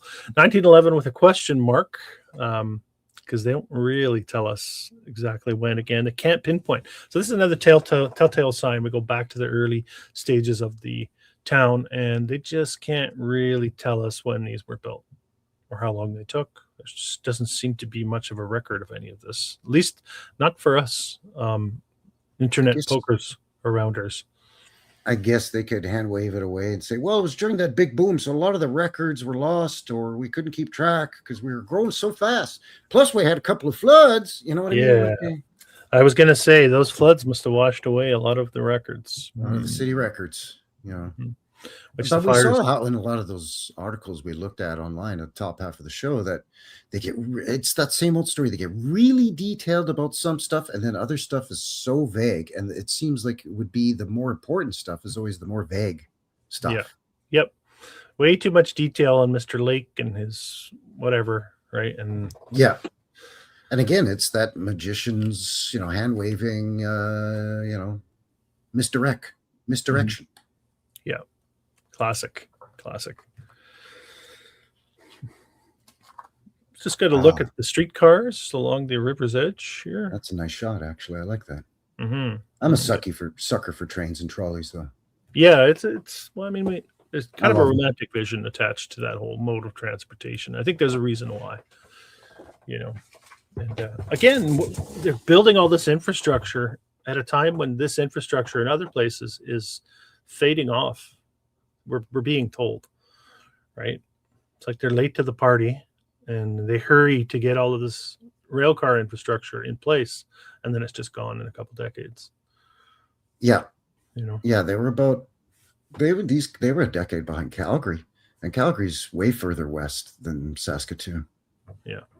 Mind you, we're not as far north, but Edmonton, I think, was around 05, 06, and they're way further north and way further off the beaten track than Saskatoon is. Mm-hmm. Mm-hmm. So, yeah, you're right. It's very strange that it was really only about 3.5 decades as opposed to maybe 5 or 6 decades or more. Yeah, maybe it took them a while to get a population of people to dig this place out of the mud. Yeah. Maybe. 2nd Avenue, again, rail cars now. Early motor cars. All the signage. A lot of signs that say drugs. You start to see those in the teens. Yeah. Tobacco, drugs. You get a lot of those. Yeah. Wonder why that could be. The Drinkle building, I believe they're calling this Drinkle. If I'm Looks like it. Yeah. I would imagine that's this guy here on the corner. That's a beauty. Kind of a unique large arch with that sort of those bits shooting up. Yeah, that is a unique feature. Haven't come across that all that much. Even looking down the street, you've got some columns, well, looking like columns, I think. Interesting shot. Only three decades old, the city, we're being told at this point. So about looking well worn in and quite well established. You know what? Probably not even 3 decades. This is probably from the 20s. These early ones. Yeah, they do. They're very, very boxy. Yeah, with the spokes and all that. Mind you, it could be the 30s because they weren't really producing a lot of cars in the 20s or in the 30s. So these cars could be from the 20s. Oh, so maybe the Bessboro is being built somewhere down the way. The hotel, or sitting empty. Could be even sitting empty. Already built and sitting empty. Yeah. You got to wait 3 years after you build. Got to let it cure. Yeah. Here we are looking down that. We saw the Bank of Commerce. We're looking down the other direction of that street now. And all of these buildings, especially that one with the big giant tech with the ball on it sticking out. Yeah, that one. Mm-hmm. That building looks like it's really stumpy. It looks like it should be a floor or two taller. Yeah. Just like for how fancy and robust it looks. You know what I mean? Well, yeah, look at those balconies. Stone balconies. Yeah. Looking like that's you don't do that today. I mean, how can you? It looks funny. Plus the awning just ruins it too, of course, right? Yeah. The awnings, yeah. It's ridiculous, dude. Come on. And then again, dirt, very heavy dirt streets. Almost like it's covering something up that's below. Yeah. You know. And I'll show another shot of one of the main streets, 21st Street, with the Flanagan Hotel carriage in the foreground. starting to look like the streets are getting cleaned up here, not entirely. Super wide though, man. Still. But a mix of horse and buggy and motorized vehicles. So interesting. And the pole's looking very old. Yeah. For an early time period, looking very old. So it's interesting. Pinky Sue's asking, did they hire men to shovel the flat roof? Serious question. Oftentimes, yes, if you do get a lot of snow accumulating on your roof, you do have to remove it, because as it accumulates and it gets heavier, obviously, and if it's wet snow, it's not that wet, heavy snow so much in Saskatchewan, not like it would be in Quebec, Ontario, or BC. It's more of the lighter, fluffery, powdery, but still, yeah, eventually you're going to have to get rid of it. Yeah. Especially as it melts in the spring, a lot of weight when that stuff gets wet. Yeah, so you got to get rid of it in stages if you can, or it's like basically like shoveling your sidewalk. Of course, we don't have to do that anymore with modern heat exchange, and everything's vented out of the top of buildings, so the heat just helps to keep that in check. Yeah. But if you live in Newfoundland or something and you get one of those nor'easter blizzards that drops, and I'm not exaggerating, like 3 to 5 feet of snow overnight or more, yeah, you and your brother-in-law and your uncle are up on the roof of your house shoveling the snow off, and then you're going to their houses, and you know what I mean, and helping your neighbors, and like seriously, yeah. Yep, we've had that happen here. In the past, for sure. There's that same hotel. I believe it's Empire. I think we'll get the name. I think it's the Empire Hotel. With you can't quite see the dome in this photo, but that tower or turret looks like it's octagonal. Yeah. And it's got 3 floors below it, so it's pretty prominent again for early time period. Yep. Saskatoon, Saskatchewan. Well, and the street eventually has the trolley, but this looks pre-trolley. Yeah. But it's already wide enough for a trolley, coincidentally. Yeah, which makes you wonder, right? Like, are the streets covered? I mean, they've got a lot of questions surrounding that whole narrative. We'll see some construction of the tracks as we move forward as well. Old post office from that first decade. They banged off a post office for the people, and horse and buggy. Or no, just a horse in this case, no buggy. Yeah. Maybe there's a buggy behind it. It's just some guy trotting in to get his mail. Yeah. At the one of the fanciest buildings in the wild west town of Saskatoon. Yeah. That's nice. Yeah. The old fire hall. 1911. Look at the dome and all the shenanigans on the top of that. Yeah, right. Interesting looking structure. Holy moly. They had to add the decoration, I suppose. And look, even the columns. You got the classic columns in there. They look very tech, the urn-shaped tech on the top there too. Yeah, very techy looking. Very techy. Jeez. I mean, it's obvious. I don't mean I was staring at them, but I can't exactly control which direction my eyes go in all the time. Good old Bubbles. Bubs. Yeah. Yes, sir. Bubs. Yeah. Look how this kid just decided to put his hand in his pocket and stand right in this photographer's shot. Get out of the shot, kid. No, I'm going to park my bike and stand. Oh, it's not even a kid. It might even be the mailman or somebody. I don't know how that bike is standing up, actually. The pedal is resting on the top of the sidewalk, maybe? Or it's in the mud. It's in a couple inches of mud. Yeah. Hey, buddy, stand in the middle of my shot for scale, will you? Yeah. Bank of Montreal, 1909. This one, apparently. Another beauty. Brick, stone. Nicely decorated. That's too big for 09. They haven't hit that, what was it, 12,000 yet? Yeah. Don't forget in 01, there was 143 people. Yeah. I think we probably looked at 10 buildings that were built in that first decade. Because that's how the narrative works, it seems. It's like nobody, now somebody, lots of buildings in that period of time. This always seems to be the case. That's why they had to have a 10,000+% population increases to explain all of this stuff going up. Explain when these things were built. Yeah, I think so. Yeah. Marcus says he's the founder. Yeah. I'm just gonna I claim this building. Take my picture in front of it. That means I've claimed it. He had a very good life. Yeah. Yeah. He's standing in front of like 8 buildings. That's the same guy there. You see him in front of this one now. Now he's sitting on his bike. See? Yeah. He's dirty, rotten scoundrel. He's a scallywag. He's a scallywag. He's a descendant of the original scallywag. Yeah, he's Scallywag Jr. Scallywag the Third. Yeah. I mean, they took the time to put these orbs up here. At Yeah, the, on sure, the old you gotta Newtown have them. School. Gotta have them at a school. Yeah. Yeah. And The old again, flag- this is again not in Saskatoon proper. It's in that Natana. So again, it's that temperance settlement area. Yep. So that's a massive school for just some bunch of teetotaling settlers. Yeah. Look how busy it is. It says why we need streetcars on the photograph here. I've either seen this photograph before or I've seen other photographs, but they have that same slogan, why we need streetcars. Interesting. Really Yes. kind of hammer home that narrative, eh? Well, they Yeah. purposely make the streets look like chaos, right? Mm-hmm, mm-hmm. Bank of Canada on the corner with some columns. You got drugs. You need There it drugs. is. Get your drugs. Yeah. Lovely looking streetlights too. You got 5 sources of light on this street light. I mean, this is early. This is early. No question about it. Yeah, it's Oh, we lost Frankie again. I'll let him hop back in here. We're getting there. We're about halfway through the file.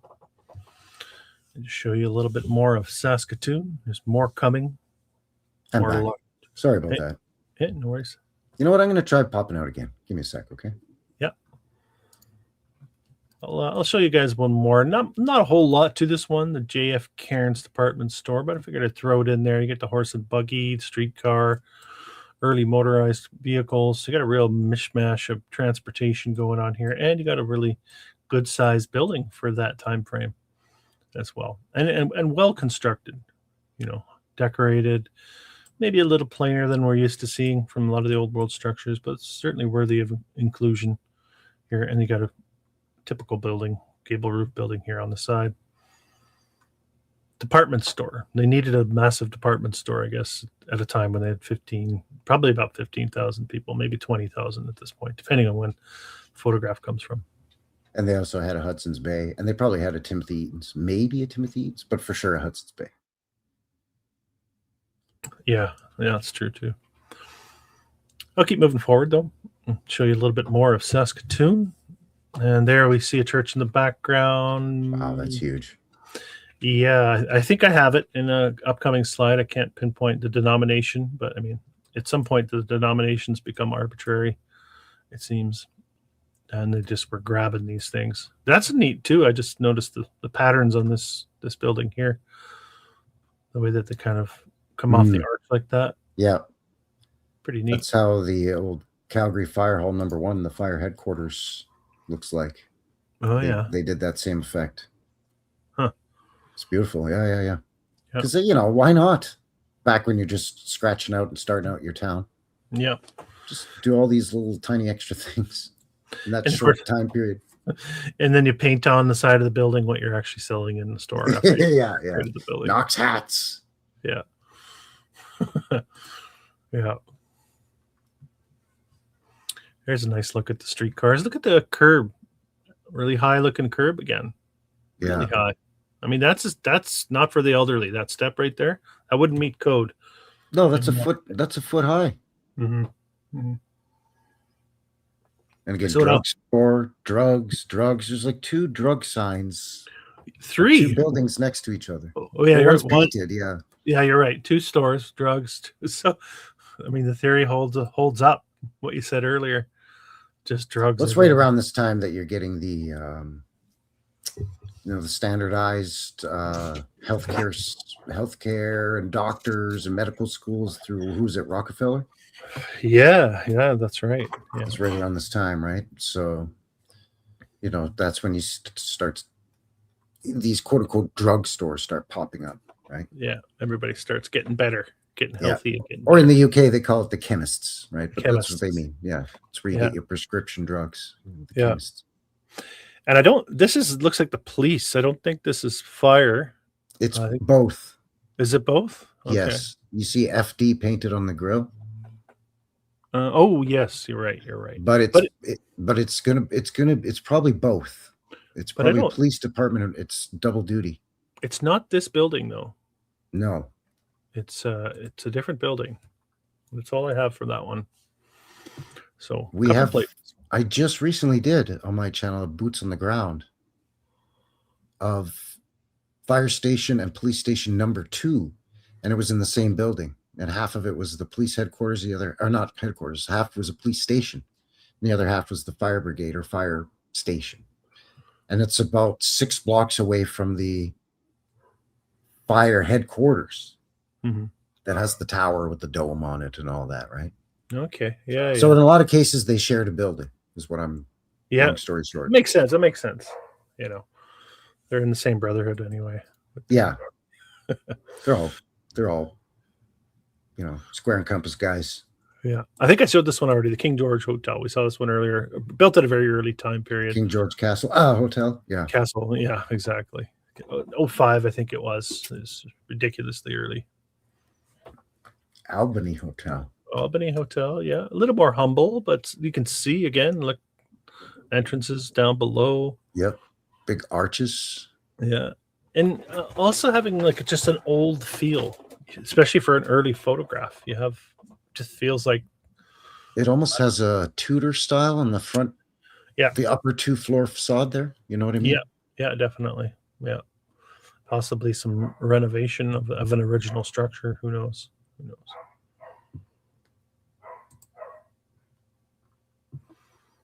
More streetcars. Actually, there's a few coming up here. Where did the money come from?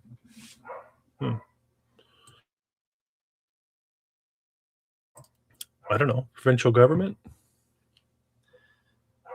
It's hard to say. Well, you know, robber barons and Wealthy philanthropists? Don't know. Here's the train station that Frankie says has been turned into a market now in the modern day. CN Rail, looks like CNR. Nice looking structure once again. It's got the very that's the one. nice decorative chimney on there and a little ball. Whatever you call them on the peak, finials or whatever. Portals too. So there's the train station that made everything possible. Why are those two bozos standing on the track? Just standing there talking. Good Hey, how's question. it going there, bud? Oh, not too bad, guy. Yeah, it's an action shot. Meanwhile, the train's coming. Now, obviously, there's a lot of people waiting on it. It's going to be there any minute. They, they always say they were right on time all the time. Yeah. Huh. Here's an early one I found, 1899. Wow. Okay. Yeah. Yeah. Remember what we saw? There wasn't really much going on there in 1899. Was it? 01 had what, 100 people? Let's just double check here. 1901, 143 people, I believe. 113 people. 113. 113 people. So turn the clocks back 2 years for this photograph. How many people are living there? Yeah, come on. I mean, it's just. Look at, they got streetlights. They got these curved streetlights already. Less than 100 people. I think we could safely say less than 100 people supposedly living there in 1899. Everybody that lived there, supposedly by their narrative, is in this photograph. And then some. And their relatives are in town too. Visiting, from Moose Jaw or whatever. And they have power poles and sidewalks and street lights and multi-storied hotels, the Windsor Hotel, multi-storied retail buildings or whatever you want to call them in the background. Way in the back too, like kind of just to the left of the Windsor Hotel there. There's something big way back in there too. Yeah. That's impossible! That don't fit. Yeah. Yeah. I mean, come on, man. That's, 100 people. yeah. This is 1899. Come on. This is a photograph where they were attempting. It's making my brain go silly. I'm just getting silly from it. They're trying to seed a narrative and they failed miserably because it just doesn't fit. That's what I think this is. Unless there was. unless a bunch of people skipped town between 1899 and 1901. You know what? Ain't that great? We're going to leave now. But actually, it looks pretty great. So why would you want to leave? Look at that hotel. It's glorious. The only thing that's crappy is the streets. That's the only thing that's crappy. Everything else of it looks new. Decent. None of it looks new either. No. It's another thing. It's like, it looks like it could have been standing for 40, 50 years at least. Even these wooden false front buildings. Oh, man. I don't know. That's 1899, right?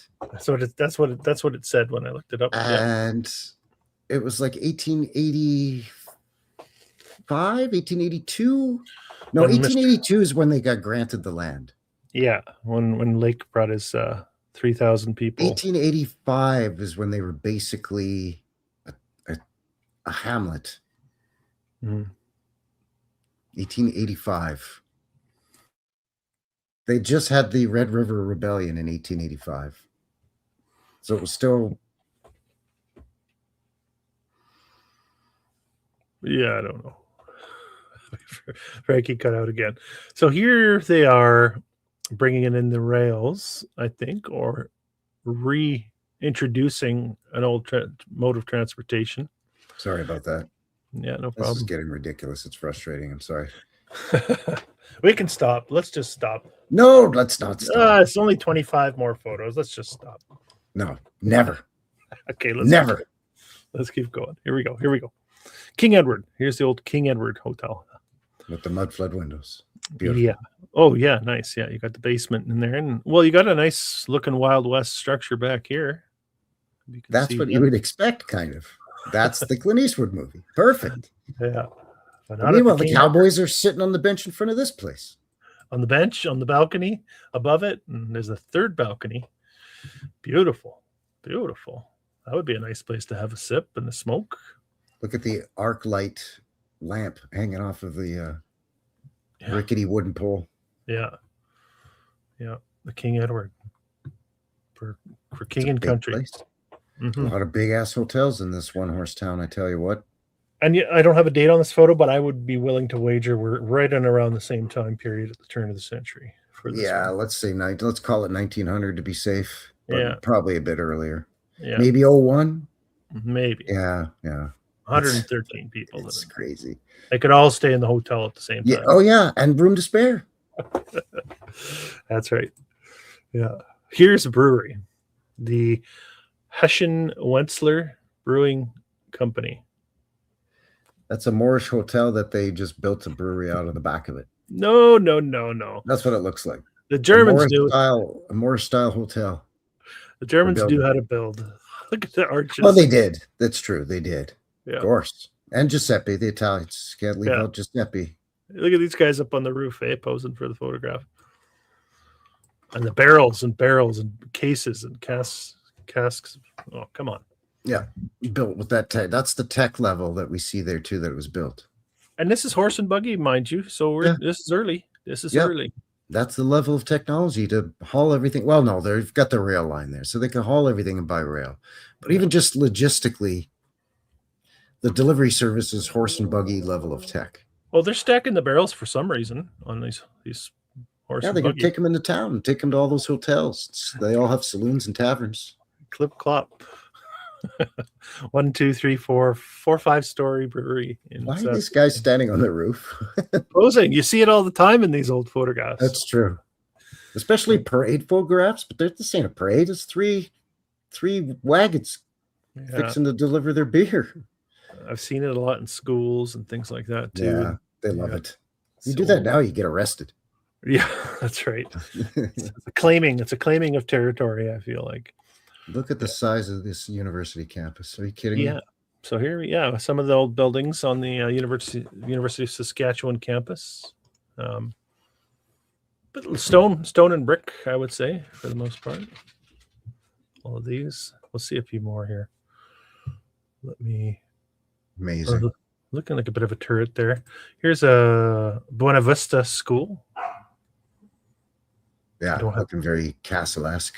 And very gingerbread house, too. That gingerbread style, once again, Yeah, ticking those boxes, that's for sure. Yeah, nice looking school. Looks are old photograph, certainly. That has that sepia look, turn of the century. Yeah. Floppy's standing on the roof back in the day must have been The flex. Yeah. Yeah, I think so. That was like, look at me. I'm hanging out the window. I'm standing on the roof. Yeah. We'll let Frankie hop back in to comment on this one. The Caswell School. Yeah, with the detention center up top, or is that what the bell is? The school marm would have to climb flights of stairs to ring the bell. Let the kids know school's in session. Yeah.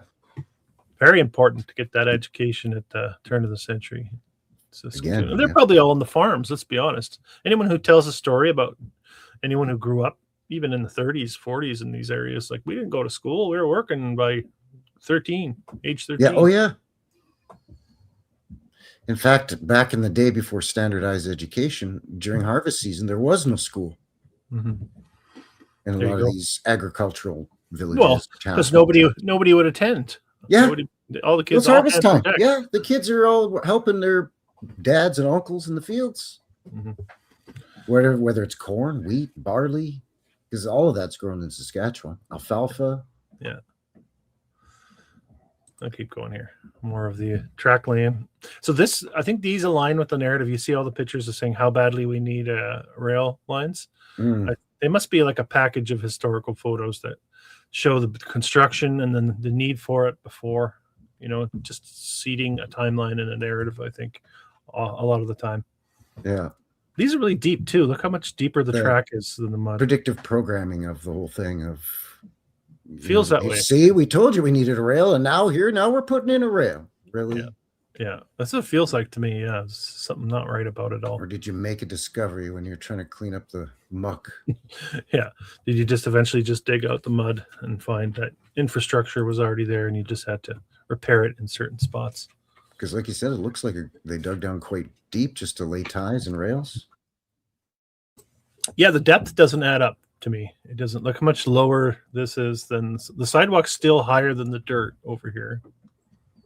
Not by much, but it is. And then you've got, that looks like it's a decent trench. Maybe it works. I The don't. top of the rail is still lower than the top of the street surface, Something doesn't add up here. which is going to be a bugger in the spring when all the ice and snow on the streets melts. Yeah. It's going to go right in there, and then it's Yeah. going to freeze thaw in the spring. Something fishy about all of this. And anyway, let's show you another school, the Alexandria School. Yeah, why put rails in the ditch? Fair question. 1910, this one, supposedly, this photograph. 80. Yeah. So the photograph's from 1910. And when was this built? It's an awfully large school for that, again, that early time period. You know what the historical record will tell us? 1910. Because they have a photograph dated to that time, they'll just tell us this. That's when it was also completed, is the last known visual record that they have. Well, and you know that's a date because it's scribbled in there with big pen. Well, Beck, yeah. It's not even the same color ink as the title of the school on the Oh, left side of the photo. Pretty sure ballpoint pens weren't invented till after the WW2. That's correct. Yeah. Before that, it was fountain pens. That's how they dissected a lot of the Anne Frank diaries. Apparently, there's a lot of forgery going on there. I read into that a little bit. That's a nice, robust-looking old church. Mm-hmm. Mm-hmm. Again, looking stumpy though. Doesn't it look like it should be taller? Yeah, I would suspect the tower portion here looks like it's not part of the original, possibly, and certainly something missing on this side as well. Been reduced. Been monkeyed with a bit, right? I think so. At least because it looks top heavy and it just looks stumpy. And I yeah, agree that with other you, one's yeah. missing a tower for sure. Yeah, probably another section, and then Yeah. we see it so often. The alterations that go on. Yeah. And more often than not, they'll call those Presbyterian, Methodist, but then the Catholics get to keep the spires, and often the Baptists get to keep the spires, I think, at least around here that I've noticed. It's weird. Yeah, that's interesting. Yeah. It's like certain religions, they designate, okay, you guys have to get decapitated, and we get to keep it. You guys have to have it. Look, you know what I'm saying? Like, it's why? Like, all the churches are supposedly serve the same purpose. At least that's what they tell us, right? A place of worship. Yep. Go there to sing and pray, and it's a meeting place. And the towers are usually for bells to ring for service. And, you know, why would you remove the tower? Oh, I guess because you removed the bell. Well, why did you remove the bell? There's a rabbit hole. Yeah. The old Board of Trade. Look at this one, eh? The Board of Trade. That's Nice a beautiful little building. Yeah, it's cute.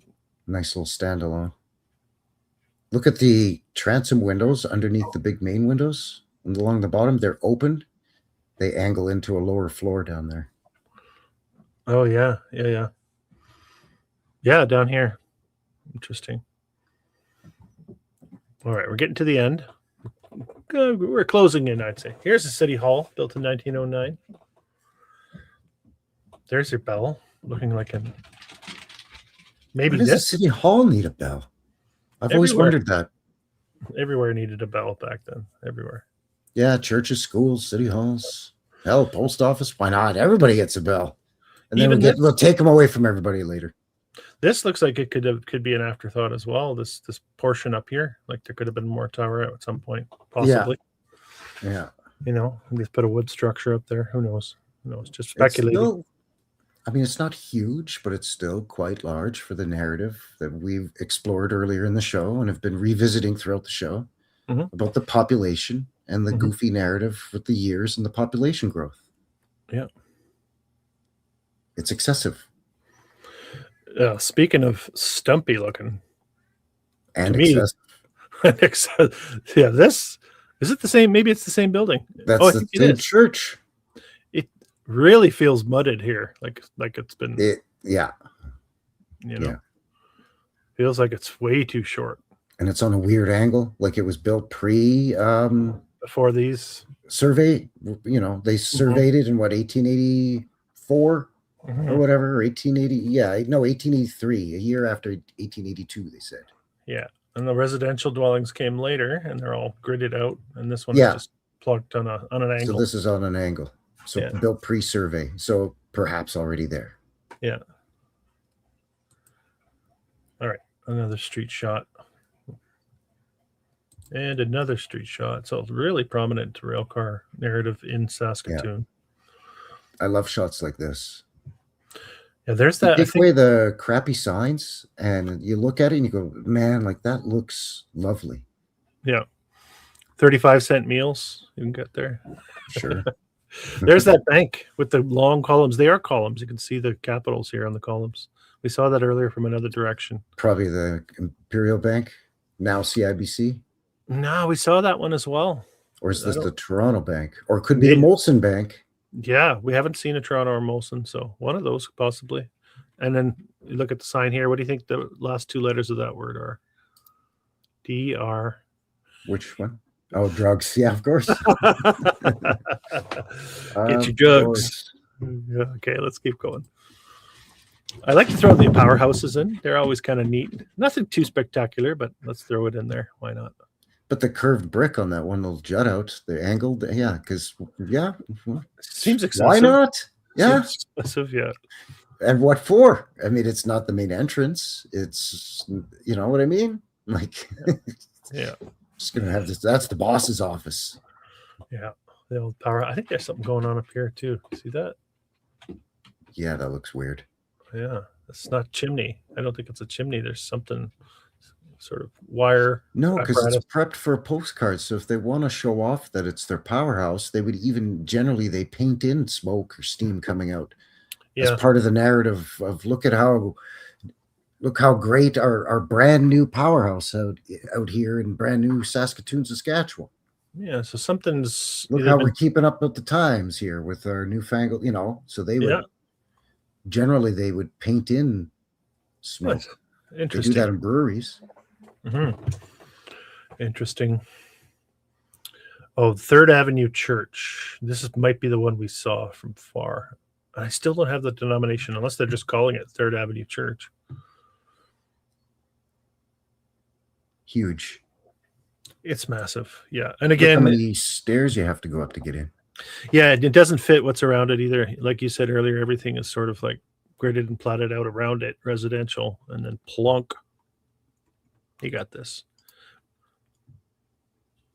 Oh, Kinley's have to say goodnight. I guess we are in our time zone here. It's still early for us here out in the Pacific time zone. Not so bad for you either, Frankie, is It's it? only 9. Kinley lives here in Alberta. Oh, well. She's calling herself an old timer, but she's not. She's just Tucker. Good night, Kinley. Good night. She works hard. Even night, this Kinley. building here, See you, KJ. you got a little tower in the background there. Interesting stuff. This is a hell of a church for such a small town. What is it? Not city. Stone? It's not brick, is it? No, it looks like some sort of stone for sure. I wonder if it still stands. I should have dug a little deeper on that. Maybe someone can throw it in the comments if Or they know maybe more. it used to be brick. Something Yeah. happened to it. I don't know. It looks very too textured to be just, brick, right? Also feels like there could have been more tower here and here at some point. Oh yeah, you definitely. That thing would have had a massive pointy. The ones we see that have the super steep, really tall, Yeah. pointy spires Yeah. that are super glorious, like the one in Winnipeg. That's what that would have looked like, I bet. Yeah. So that's a serious construction for that I location. mean, the big tower is still huge, though. It is. Yeah, it is. Yeah. All right, just looking at a little bird's eye view. I think we saw this. This is the Empire. Empire? I think so. Maybe not the Empire. Yeah, it's that big hotel. Yeah, and it's I got think the you're theater. right. Yeah, It's huge. yeah, and it's early. It was early too in the narrative. Yeah. More churches everywhere you look are churches. Spadina Crescent. That's close to the old Bessie Hotel. Mm. It's on Spadina Crescent or something. Are we looking at 3 churches here in this one shot? Is this? I think so. Yeah. That's a big one back there too. The one in the kind of in the foreground left, though. The tower on it, the top portion with the gingerbreading. It's circular with arches in it. And then the conical dome on it. That's very unique. It's almost like they could have designated that as City Hall or post office. Also, you could envision this being chopped off right there, looking like some of the other churches we've seen. Yeah. Take that Maybe they kept it because it's in the middle instead of the ones flanking the door on either side, Maybe that has something to do with how they determine who gets to keep the spire and who loses it. I don't know. Maybe it is just a heavy wind forced them to take it down, which is always the case when you look a cyclone. Yeah, a cyclone. Yeah. Or a tornado, because Saskatchewan for sure. Tornado alley.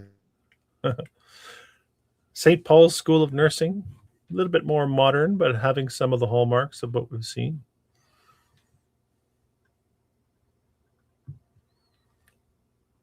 Big structure.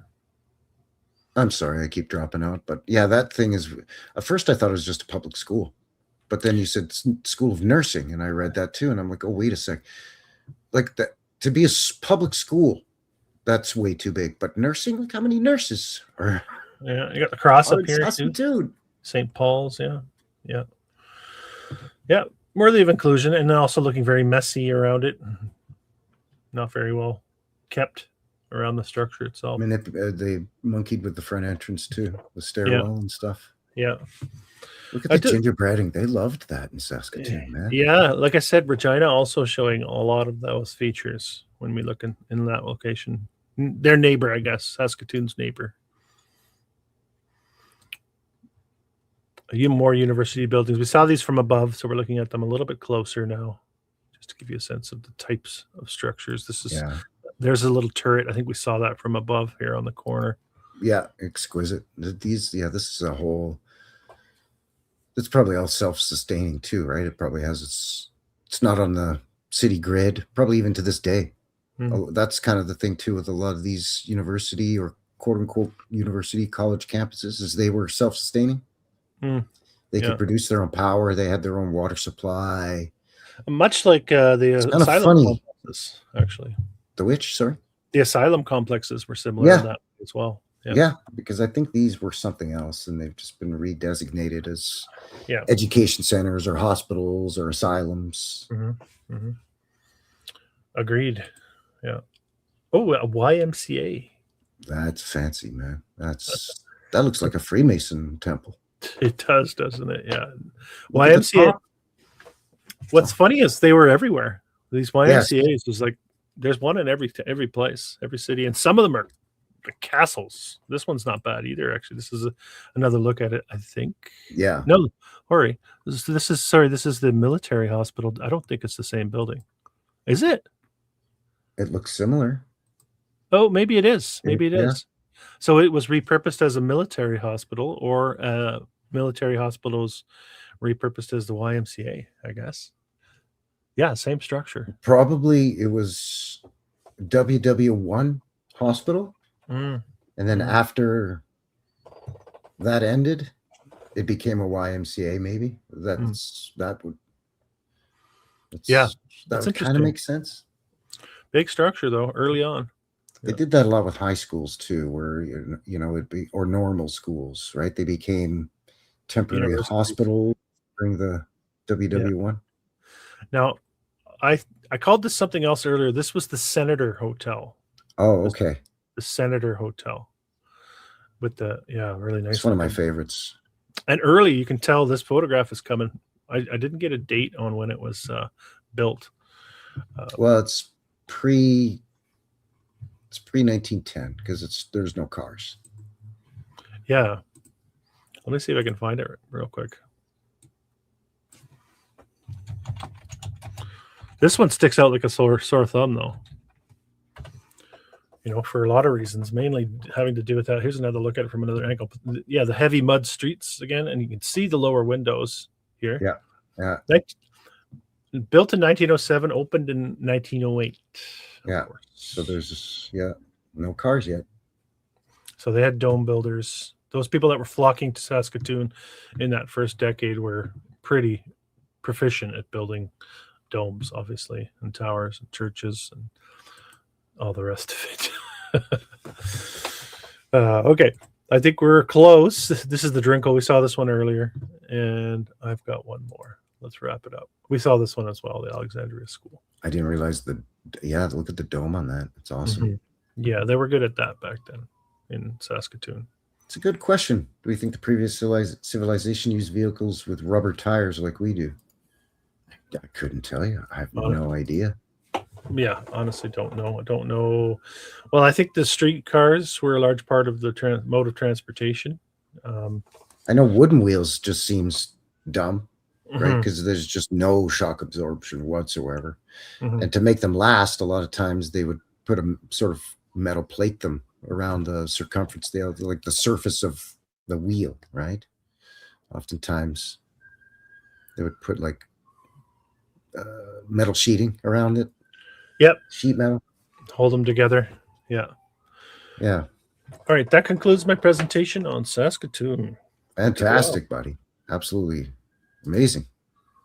As always, bringing the good stuff. It's the official narrative is hokey enough, but then when you look at some of the photos, right, that are supposed to go along with what we were told, it really helps to drive it home. A lot of these buildings. Yeah, just too much, right? It's just too much to believe when you pair that with the narrative they're telling us about the way these towns came to be. It's always the same case, no matter where you look. Saskatoon's a really good example of all three, though. It's the unrealistic population boom, the unrealistically short build times with multiple buildings going up in the same time period, and then the amounts of buildings not matching with the actual population that were given during the years that were told that it's built. Yeah. Whether it's 09 or 1901 or whatever. A lot of those buildings in those photos that were marked 1899 look like they'd been there for a long time already. And there's, from what we're told, there was really nothing there prior to 1885. So, and it's not gives just you 6 years. It's the infrastructure too, right? It's the sidewalks are all perfectly poured, and the lights are already in. Street lights are fire hydrants. It's too much. It just doesn't. doesn't make sense for what we're being told. Well, and the amount of hotels always flabbergasts me, especially in these small Canadian prairie towns. Well, any small town, really. Yeah, You know, where you've got 2,000 people or 5 or even 8 or 10,000 people. Why do you need a dozen hotels, and some of them really big? Not even including that big railway hotel, the Bessie, as they call it. yeah. There's nobody living in Winnipeg saying, "Hey, let's take a trip to Saskatoon," because nobody knows what Saskatoon is yet. It's not really a town yet, So why do you have 5 or 6 hotels when, nobody really knows of this place yet? It hasn't really gotten its feet under it as far as being a city. And you're going to set up hotels for people to come stay there? Even if you can afford a car or a train ticket, Mm-hmm. It's not like just a weekend excursion. And if it was, again, no offense to Saskatoon, but what's the draw for a tourist at this point early on? It's just getting started. Yeah. So is these hotels for the new arrivals that haven't built their home yet? So they're staying in a hotel while the houses are being built? Yeah, right. Well, then if that's the case, then now all of a sudden the narrative has to flip, because with that massive growth from 113 people to over 10,000 people, or over 12,000 people in 10 years, well, now you don't have enough hotels to house the massive influx of people to account for that explosion in the population. A 10,000% population increase. Yeah, it's 10,500%. It's unbelievable. Yeah, that's a gaping hole in the narrative. So it makes me right away. I'm like, so which one is it? It can't be both. Yeah, yeah, exactly. Fascinating stuff, buddy. Great pictures as always. So we're probably going to wind this thing down shortly. Again, as a reminder, if you haven't already, links below for everything we've covered. And if you're subscribed to my channel and for some crazy reason are not subscribed to Chris at Old World Exploration, please head over and do so, and vice versa. Please. Yeah, if you're watching on my channel and you're wondering who this Frankie character is, go check out his channel, give him a follow. And I generally have better internet than this, so I know I've done the typical Canadian thing and apologized about a dozen times on the show with that. So sorry about that, bod? Well, Frankie's been doing this for a while now, half a decade, I'd say. So there's a lot of newcomers to this old world Tartaria research. He is not one of those. So we want to get back to the roots of this and dig a little bit deeper beneath the surface level. Frankie's channel is a good place to do that. Thank you. Appreciate that. And much like Chris, I take a look at old photographs, old slides, old postcards, dig into the narrative, try to do deeper dives on just stuff that I come across when I'm exploring Calgary, doing my boots on the ground video. So I save that kind of stuff for my Sunday live shows. Every Sunday I do usually it's about 2-hour live stream, Sunday, 5 p.m. Mountain Time. And it's about 90% Canadian content, much like we do here with Canuckleheads, but I'll often jump and do something crazy because a subscriber or somebody has suggested, hey, have you checked out such and such? So, no, so I'll often do that sort of thing as well. And it's a lot of fun. I really enjoy it. And we have a great bunch over on my channel in the live stream chats. A lot of people that are very knowledgeable, a lot of people that are well educated in a lot of specialized. Specialized what, Frankie? Come on, man. No, you're leaving us hanging. Oh, wait, he cut out. Construction, in the airline industry. And they're also a great bunch because they're funny. And we like to have a good time on my show, on my live show, much like we do here. So this was a good time. We like to have fun and make jokes and keep it light because these are daunting subject matters. And a lot of times you can get pretty riled up talking about this stuff. It gets your dander up there, bud. Get you fired up. So we like to have a good time with it, knock it down a few pegs so it's accessible. Yeah, keep it light. Yeah, exactly. Wiley's got it. Yeah, we're comedians too, Frankie. Yeah, absolutely. You guys are a great bunch. I'm so blessed to have you guys. And same here on Chris's channel, the live chat on Chris's channel right now. Great bunch. Very sharp. I'm not afraid to ask questions, and that's really what it boils down to. Yeah. You know? Not that we have all the answers. That's for No. sure. I mean, that's what we end up doing when we do our deep dives, either the stuff together here or independently. More often than not, it's really just questioning. Yeah. You know. No questions, damn it. No questions. So, buddy, you got what's coming up with your channel here in the next little while? Anything you want to? Sure. Yeah, I do. Well, let's cut to the chase. My latest book should be coming out soon. I've completed it, and I've ordered myself a copy on demolished courthouses in America. It's a collection of 200 banger courthouses that no longer stand. Most of them coming from towns of 200 people, 1,200 people. So it really is an archive of what once stood, and it's actually going to be a hardback, so it'll be a little bit more expensive, but it should be a quality keepsake for sure. That should be coming out before the end of the month of That's July. your first hardcover, right? It is. Yeah, I decided Nice. to go hardcover because it's 200 pages. I thought maybe the soft cover would get a little bit compromised over time.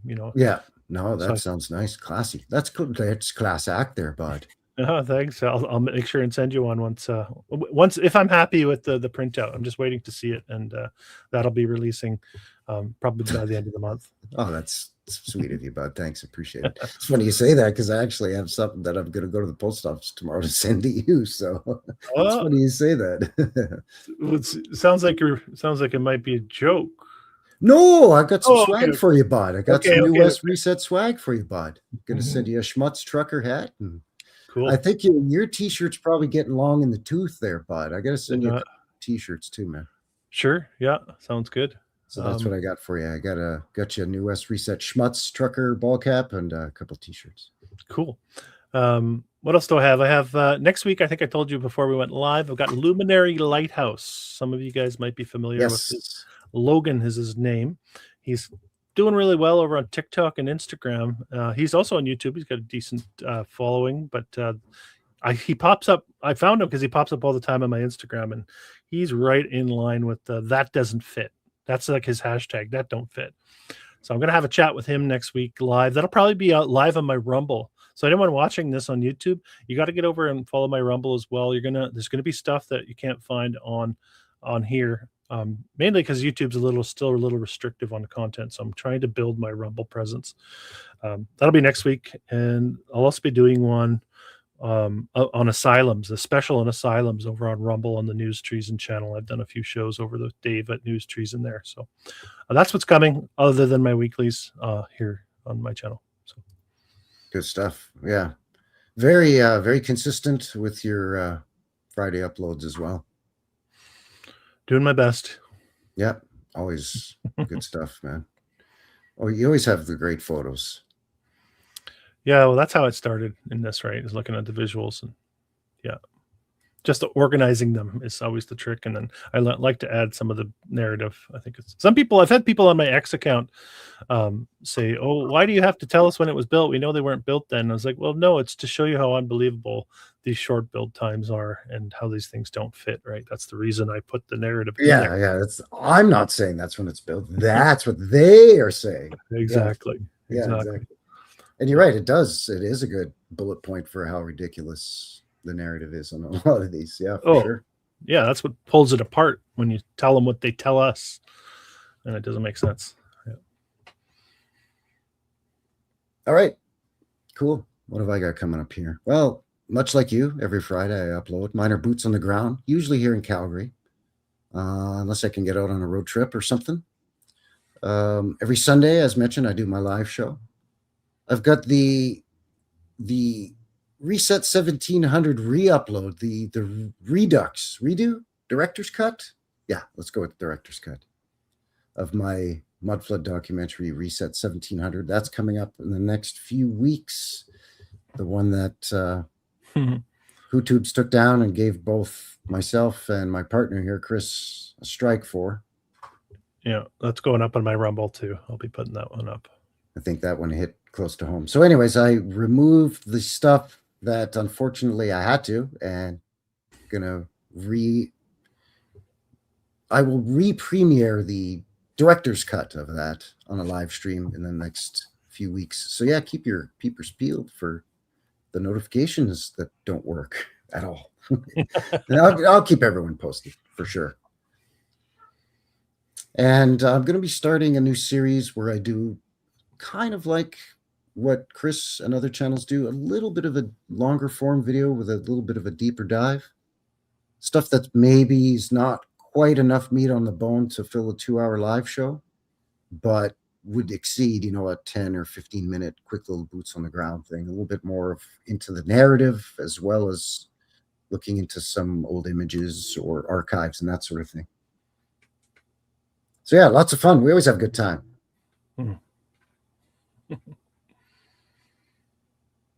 All right, so we are coming up on 9:30 p.m. here in Calgary, 8:30 your time. So what's that, an hour, 2.5 hours, man? 2.5, yeah. You shut her down. Quit blabbing, will you? Jeez. It's been fun. Oh, Asylums. The next one's going to be good. Asylums is going to be good for sure. Oh, don't tell me Frankie cut out. He's got to put the outro. Frankie, you there? I'm here. Okay. We better get while the getting's good. Yeah, I think so. So there you go. Thanks again, everybody. Appreciate it. Don't forget, links below for everything. We'll see you on the next one. And once again, thank you to everybody for all of your support. And don't forget, the best way to support the channel is just to do all the things. All right. We'll see you on the next one. Cheers. I'm in love with the old world. I'm in love with the old world. I'm in love with the old world. I'm in love with the old world. Love your old world ways. I think that was like our best show ever.